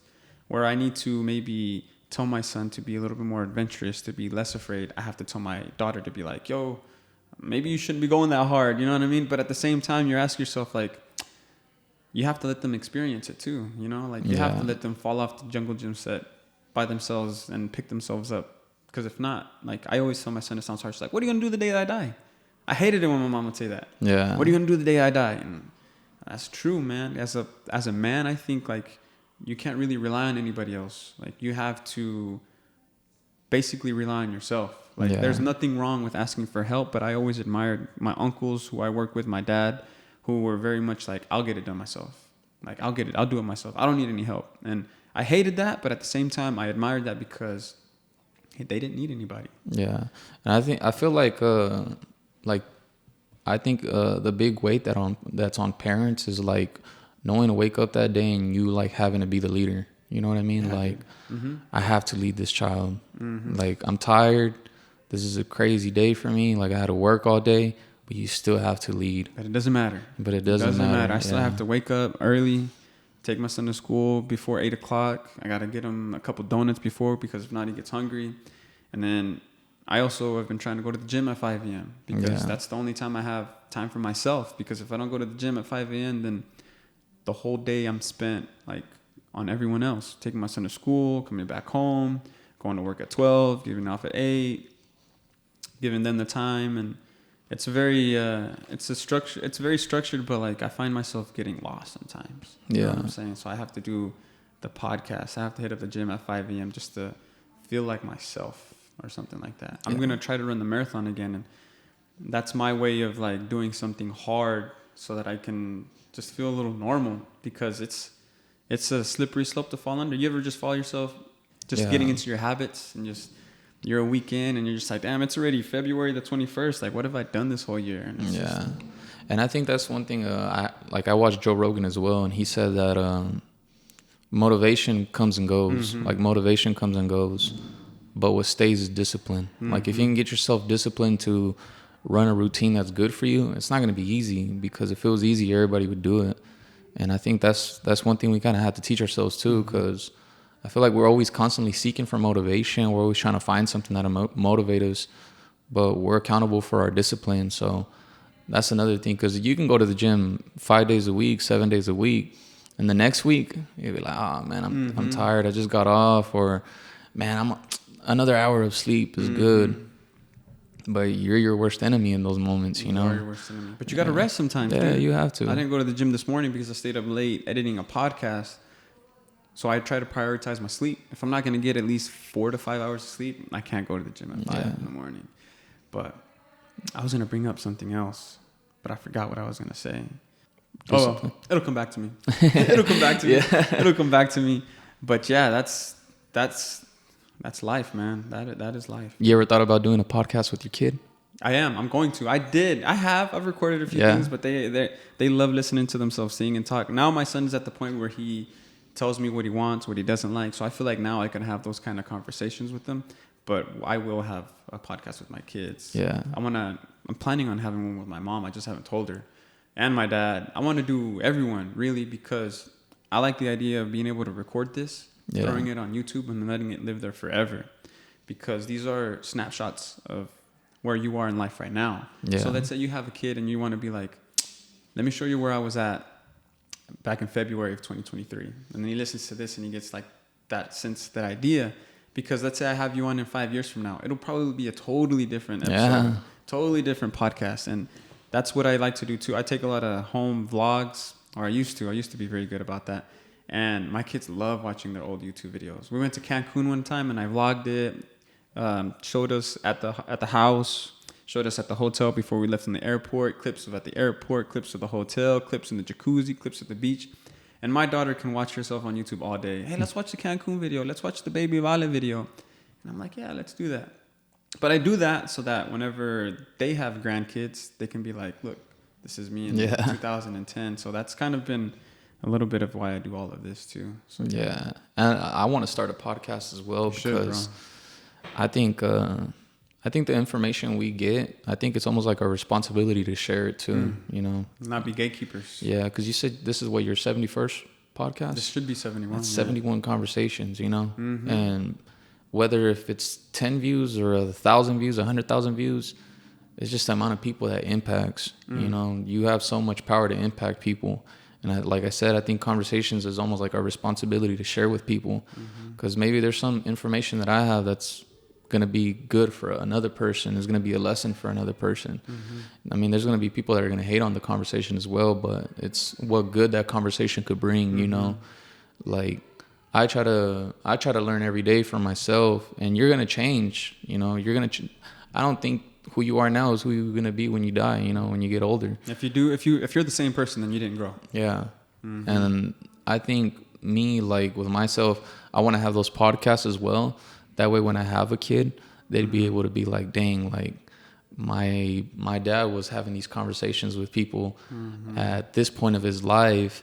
Like, I need to be having those type of conversations with people as well, because I think, like I said, conversations are a beautiful thing, but you got to learn how to impact people, because some people, they could feel like that wants to be their last day, you know, and maybe something you said impacted them to where they want to change the way they live, the way they think, the way they see things.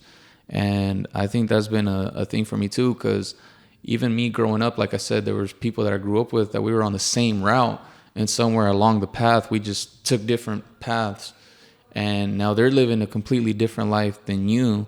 And you're like, dang, how easily could I have gone down that road? And you got to kind of like, like me, I have a buddy that he used to have everything when we were kids. Like, he had everything. And then when his life took a turn, nobody wanted that life anymore. At one point, we all wanted that life, everybody in the neighborhood. And then when things took a turn for him, everybody's like, oh man, like, I can't believe he's going through that. It's like, oh, now y'all don't want that life? Yeah. Now y'all don't want that life? Yeah, like that it could change for all of us, you know? Like, we could get injured tomorrow where it's life changing. Like, I feel like we take so much things for granted, but I feel like us being able to have these conversations with people, with one another. Like, me and you, we never knew each other, but I knew your brothers. Yeah. Like, I was with Joel when I was in middle school. You went to Roosevelt with him? Yeah. Lord have mercy, bro. I heard about his Roosevelt days. Dude, we met in ISS. No, really? Yeah. My brother, I've seen videos of my brother beating the crap out of people, dude. I heard he can bang. He's a dog. That's what I heard. I've never physically fought him, but like he has these big old sledgehammers for hands, and I'm like, damn, dude, like, he's a dog. He's crazy, dude. I remember we were in ISS, and I don't know why, but we would roll up magazines, and like when we'd catch kids like sleeping in the cubicles, we'd like smack them in the back of the head. And me and Joel were just like laughing, and I remember I was asleep one day in ISS because I think I had like 7 days. I think he had like 4 days or something like that. And I remember he smacked me in the back. I'm like, God damn. But that's how we met. And after that, we were cool with each other. Like, we see each other like, what up, bro? And I was in. Then I ended up meeting Nani. Yeah. And Nani's chill as hell, too. Nani's chill. I think I'm the chillest. But, yeah, all three of us are a little wild, man. Joel's the type of person I always say has this type of luck. Like, you ever meet somebody who has just this type of luck? Like, no matter what happens, they always end up in a better situation than they were before. Even if they're, like, locked up or something like that. Yeah. Like, you're playing poker with somebody and you're just always winning. Like, how? I think Joel has that type of luck. Yeah. He just gets into these situations. But now, God bless him, man. He's doing good, dude. He's doing good. As is my brother, as is my sister.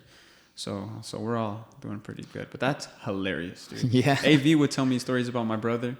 And, yeah, dude, my brother says he can write a book about the troubles that he's been in. And I believe him, dude. Yeah. He's been shot.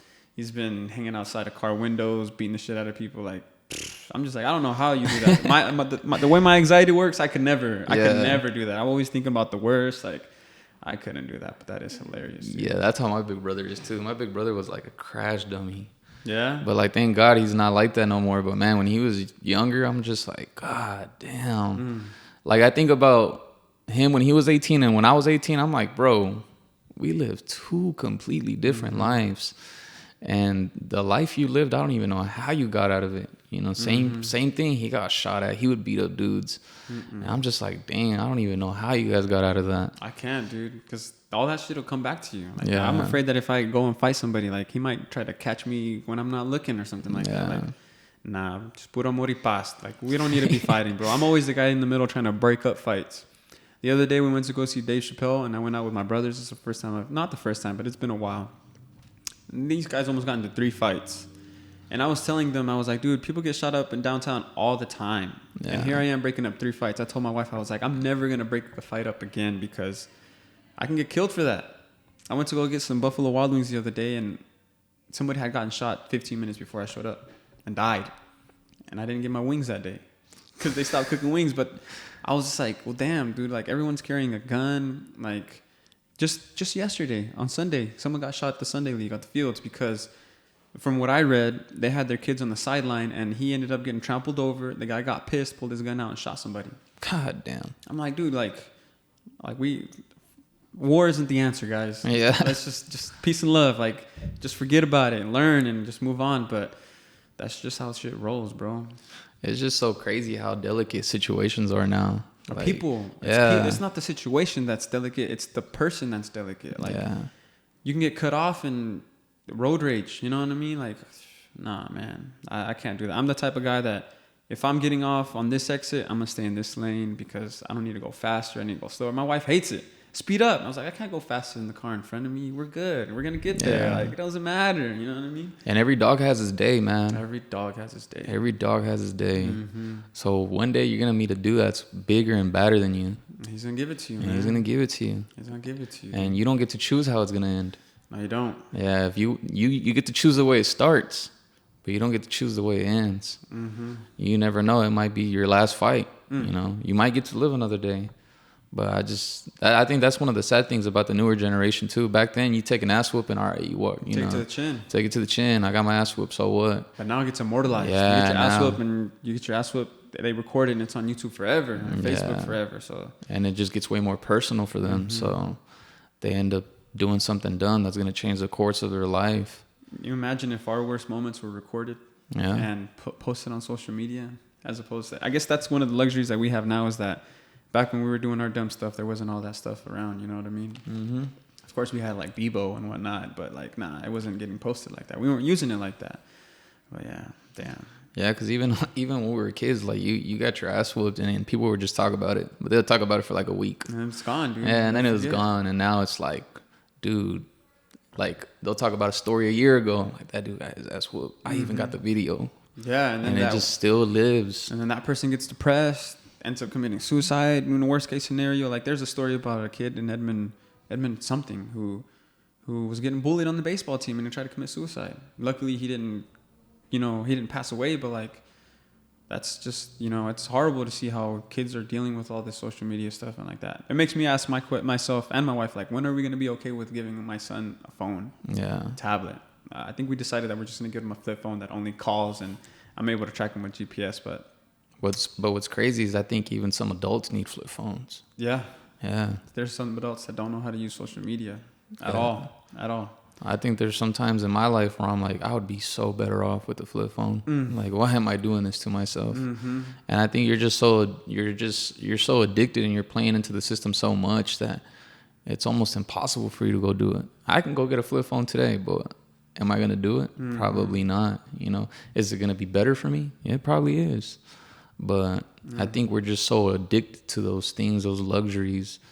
And man, I think it's terrible. But like even the thing with kids, like I think it's hard for parents nowadays to kind of put themselves in the situation of their kids. I think it'd be a little bit easier for us because like you said, we kind of grew up in the midst of like Bebo, MySpace and all these things. We kind of understand a little bit more. But I suppose there are parents who didn't, you know what I mean? Yeah. My mom is just now getting a hold of Facebook, you know what I mean? And I can't post anything without her commenting on it, love sign, which is cool. I appreciate that. But like, yeah, everyone, I feel like we grew up in a special time. We got a little bit of the old and a little bit of the new, and now we're just dealing with the new, bro. Yeah, and I mean, same like with kids, man. It's it's sad seeing that some kids go through some things and they're not even able to express themselves because they almost feel like everybody around them takes them as a joke, you know, and they fall so much into depression. And I don't think I don't think we push enough like that. We all need help. We all need therapy. Like the person that says, I don't need therapy, I think you're the one that needs it the most, you know? Yeah, that's true. Because you don't have it figured out. You never have it figured out. You might think you know yourself, but you don't truly know yourself all the time. You know, there's sometimes you react to certain things and you don't realize that you react the same to that situation every single time and you haven't changed it for yourself, like for the good of you. Like maybe if you changed that one thing, your life would be completely different. Kids right now, they'll say harmful things to each other, not knowing the impact that harmful words are going to have. Even with my little sister, she talks to us, but like I said, she's real tough because she kind of grew up around nothing but boys. And my lady is like kind of the first girl that's been around her and like opens up to her kind of like girl to girl. And I remember we got in the car and my lady was like, dude, your sister, they're fucking bullying her. And I was like, what? She's like, yeah, there was girls on TikTok making videos like, who do you think's a bitch at the school? And then they tag her name. No way. Yeah, and my little sister, like, she's like, whatever, like, they're gonna say whatever they want.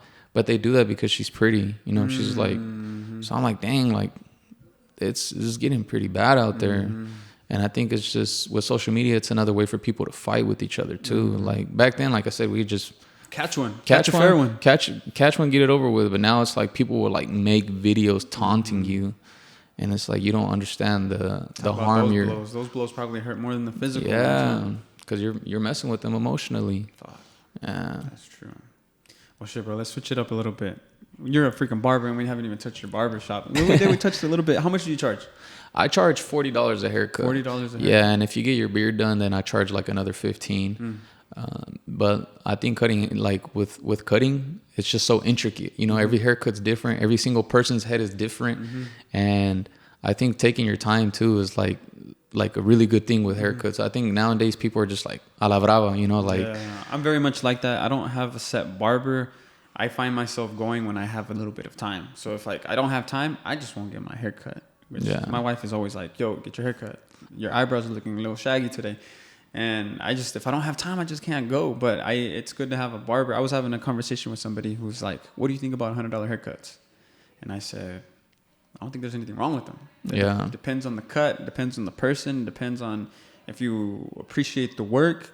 I've seen people spend $100 on some dumb stuff. You know what I mean? What's your opinion on like $100 haircuts? People that aren't for it, or what do you think about it? I think it all comes down to catering to certain people. Like I have some clients that time is everything. Like, hey, I gotta be somewhere. So if I'm right on the dot, then they grow appreciation for that. Like I said, I have some clients that come in at 5 a.m. and they give me $100.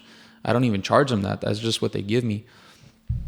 But I think I think it just all comes down to appreciation, consistency, quality. There's some barbers, I hate to be the type of guy to say it, but they're not worth it, you know? Like, they don't care about the haircut as much. Like me, I always tell people, I'm not going to give you a haircut I wouldn't rock myself. Like, I'm not going to let you get out of my chair with the haircut where I'm like, you know, I'm always going to be like, okay, that haircut's fresh. Like, I think you're good to go now. Even if I'm 15 minutes late, like, I'm going to be 15 minutes late. That way you get your money's worth. That way you feel good about yourself. You don't have to second guess, like, the haircut. So I even ask my clients all the time, like, hey, like, has there ever been a time that you're like, dang, he didn't do that good? And they always tell me that no. And I tell them, like, you're not hurting my feelings. And there's some barbers there's some clients that want to give me more than $100. There's some guys that are like, dude, if you come to my house, I'll give you like $300. And I'm just like, damn.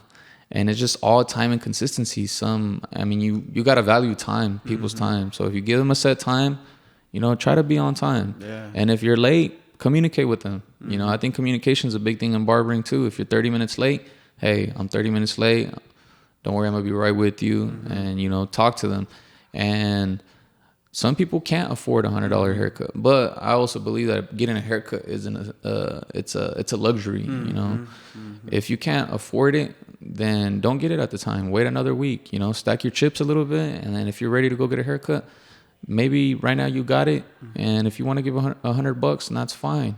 And I think it also comes down to like if if it's going out of my way for you, then, you know, you got to know your value as well. Mm-hmm. You can't let people step over you. Mm-mm. Yeah, so if I charge $40, but you want me to squeeze you in, and I'm like, you got to let them understand, like, if I squeeze you in, it's going to be $80. Mm-hmm. And if they say, all right, that's cool, then you get them in. You know, they value what you're doing for them. Mm-hmm. You know, I help you, you help me. Mm-hmm. There's sometimes I have clients that they don't have it at the time, and they're like, hey, bro, you know, I haven't gone to you. My apologies. It's just right now I don't have my money right. Mm-hmm. I'm like, bro, just come through. Like, come through. I'll take care of you. Give me whatever you got. You don't take it personal if your head goes to somebody else? No, that's another thing. I don't understand why people get mad when somebody goes somewhere else. Like, you know, you're not their boss. Mm-hmm. You know, you don't own them in any type of way. I tell my clients all the time, like, if you feel like you want to try somebody else, go try them. Mm-hmm. Like, it's not going to hurt my feelings. Because if your work is good enough, they'll be back. Yeah, and I tell barbers all the time that they're like, man, I lost a client. Like, they'll be back, bro. Mm-hmm. And then me, I'm really big on like progress. I don't reach a point in my career where like, all right, I'm done. This is it. Like, I'm good enough. Mm-hmm. No, every day I'm like, okay, how can I make this fade look a little bit crispier? Mm. Okay, maybe if I try this technique, and I'll try a new technique, and I'm like, dang, this technique's working for me. Mm-hmm. Or if people want to accomplish a certain type of look, you know, you got to help them as well. Mm-hmm. And I think consultation has a lot to do with it too. Yeah, because someone might want a certain haircut, and your head might not work that way. Yeah. Maybe the way your hair, los remolinos, bro, like, sorry, you can't get that. Yeah, like I tell people that all the time, like, hey, like, you know, this haircut might not work for you, but this haircut might. Mm-hmm. And I end up doing the haircut that they trust me to do. And they're like, dang, like, this is way better than what I wanted. Mm-hmm. I'm like, it's just, you gotta be truthful to people. And some people don't just come to you because of the haircut. Sometimes you're almost like a therapy session too. That's what I was going to say. They're not just getting a haircut with you for $40. They get a therapy session as well. They get a therapy session. Uh-huh. So they get to talk to you. They get to let it go. They get to talk about home. They get to talk about their company, their business, whatever they're at. They get to let it out on you. You get to give them a different type of perspective. And in a sense, it's almost like your responsibility to do good for them. You know, you don't want to give them something bad, whether it's a haircut, un consejo. Like, you want to be good all around. You know, carry yourself professional, value them, value their time, value their money. Because I charge $40, and I tell people sometimes, like, if I charge $40, I got to think about it. Some people have to work 3 hours in order to afford my haircut.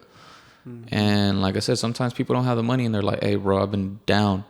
I'm like, hey, bro, it's fine. When you're back on your feet, you could pay me what you used to pay me. But right now, if you only have $30, I'll work with you. You know, I'm not money hungry like I used to be. No, you do people favors, and that pays in dividends. You know what I mean? Yeah. Like, if you help somebody out and say, look, I understand you got 25, you got something coming up, I'll cut you. They might pay you 100 next time. Yeah. You know what I mean? That goes a long way. Not every barber will do that. You know what I had thought? You want to start a podcast, but you're a barber that gives therapy sessions. Why not have a podcast while you're cutting hair?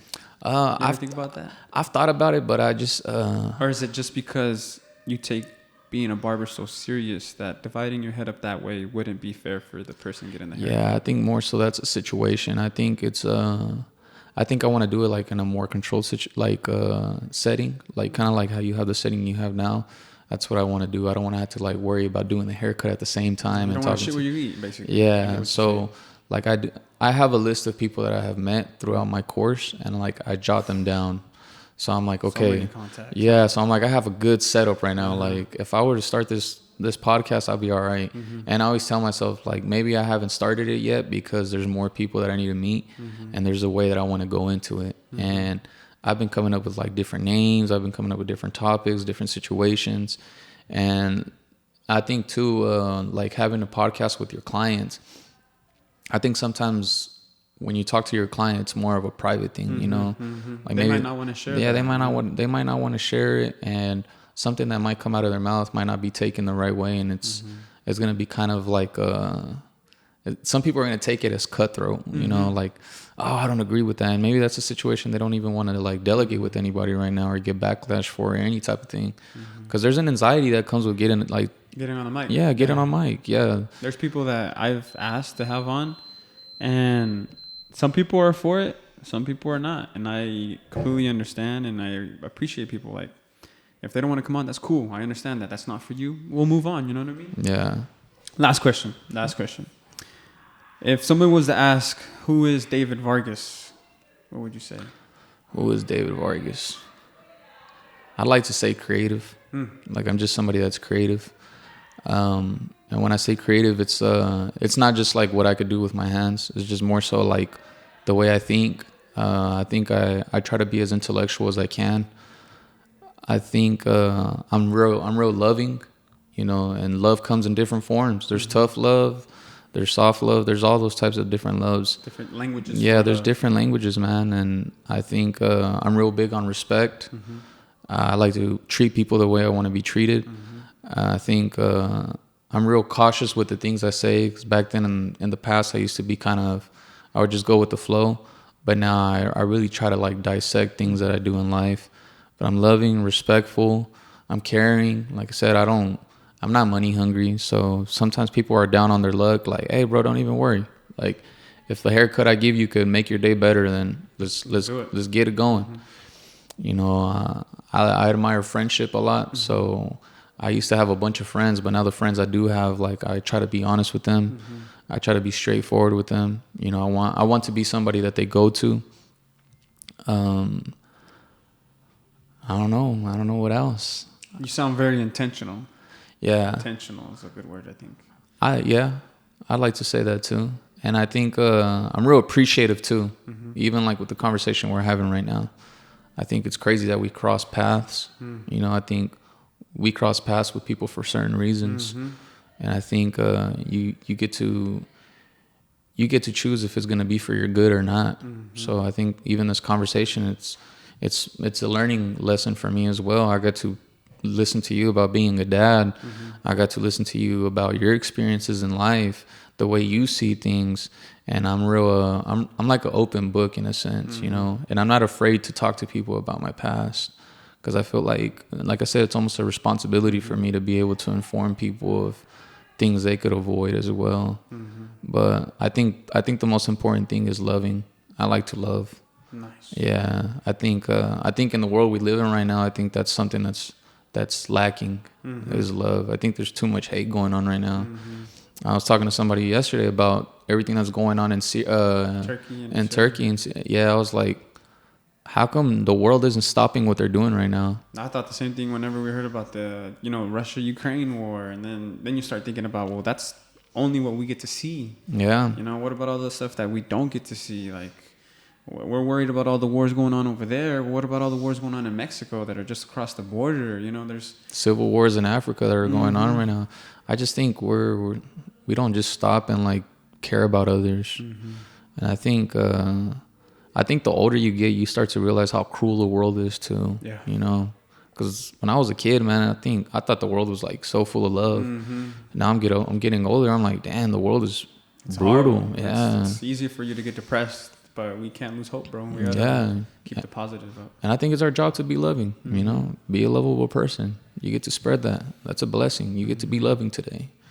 You get to be alive and spread some energy today.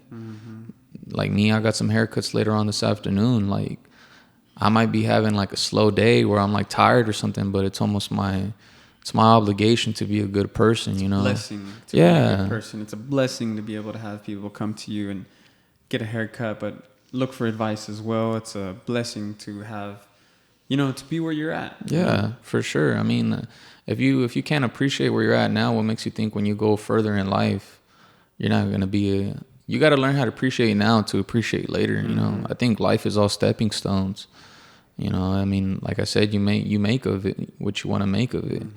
Sometimes I'm down on my luck and I'm like, damn, like I can't believe like I'm in this situation.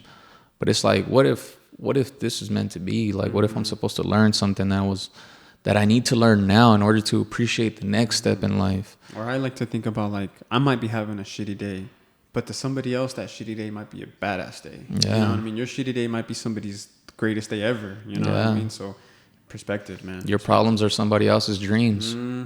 Yeah, your problems are somebody else's dreams. Some days I'm like, man, my problems are not even problems. Like, why am I letting this like get to me so much? I like to say good problems. You know, sometimes we have problems and other times we have good problems. Like me having to deal with everything at home, the stress that comes with it. That's just a bunch of good problems, man. Yeah. Good problems to have. Yeah, and I think we're just blessed and fortunate. Nice, dude. Well, I appreciate you for coming on. You brought up creativity, but we'll leave that for another podcast because I'm curious to see what you think about how all this AI coming in, disrupting creativity, if what AI is doing is really creative, and the battle between what AI is creating and what people create. I think that'll be an interesting conversation. For sure. Because before you know it, man, we're going to have robots cutting people's hair and getting people's hair exactly how they want it. But I'm not going to be able to go in and have a therapy session with a robot. Or will I? Yeah. Or will I? You know what I'm saying? Because things are going crazy. But I appreciate you for coming on. Appreciate you 2 for having hours me. and 1 minute. We'll do it again, bro. Do you have anything else to say before we depart? I think I just tell people, like, step out of your comfort, man. Go learn, go experience, go bust your ass, you know, go fail. Like, go learn from your failures, you know, love the next person next to you, be an impact, you know, you have that power. Yeah, go fall down so you can get back up. 1000%. All right, man. Well, if you've been listening to this podcast up to this point, I appreciate you guys. Tune into the next episode, man. But this has been another episode of the Mas Futbol Podcast with the homie David Vargas. Appreciate you having me. Peace.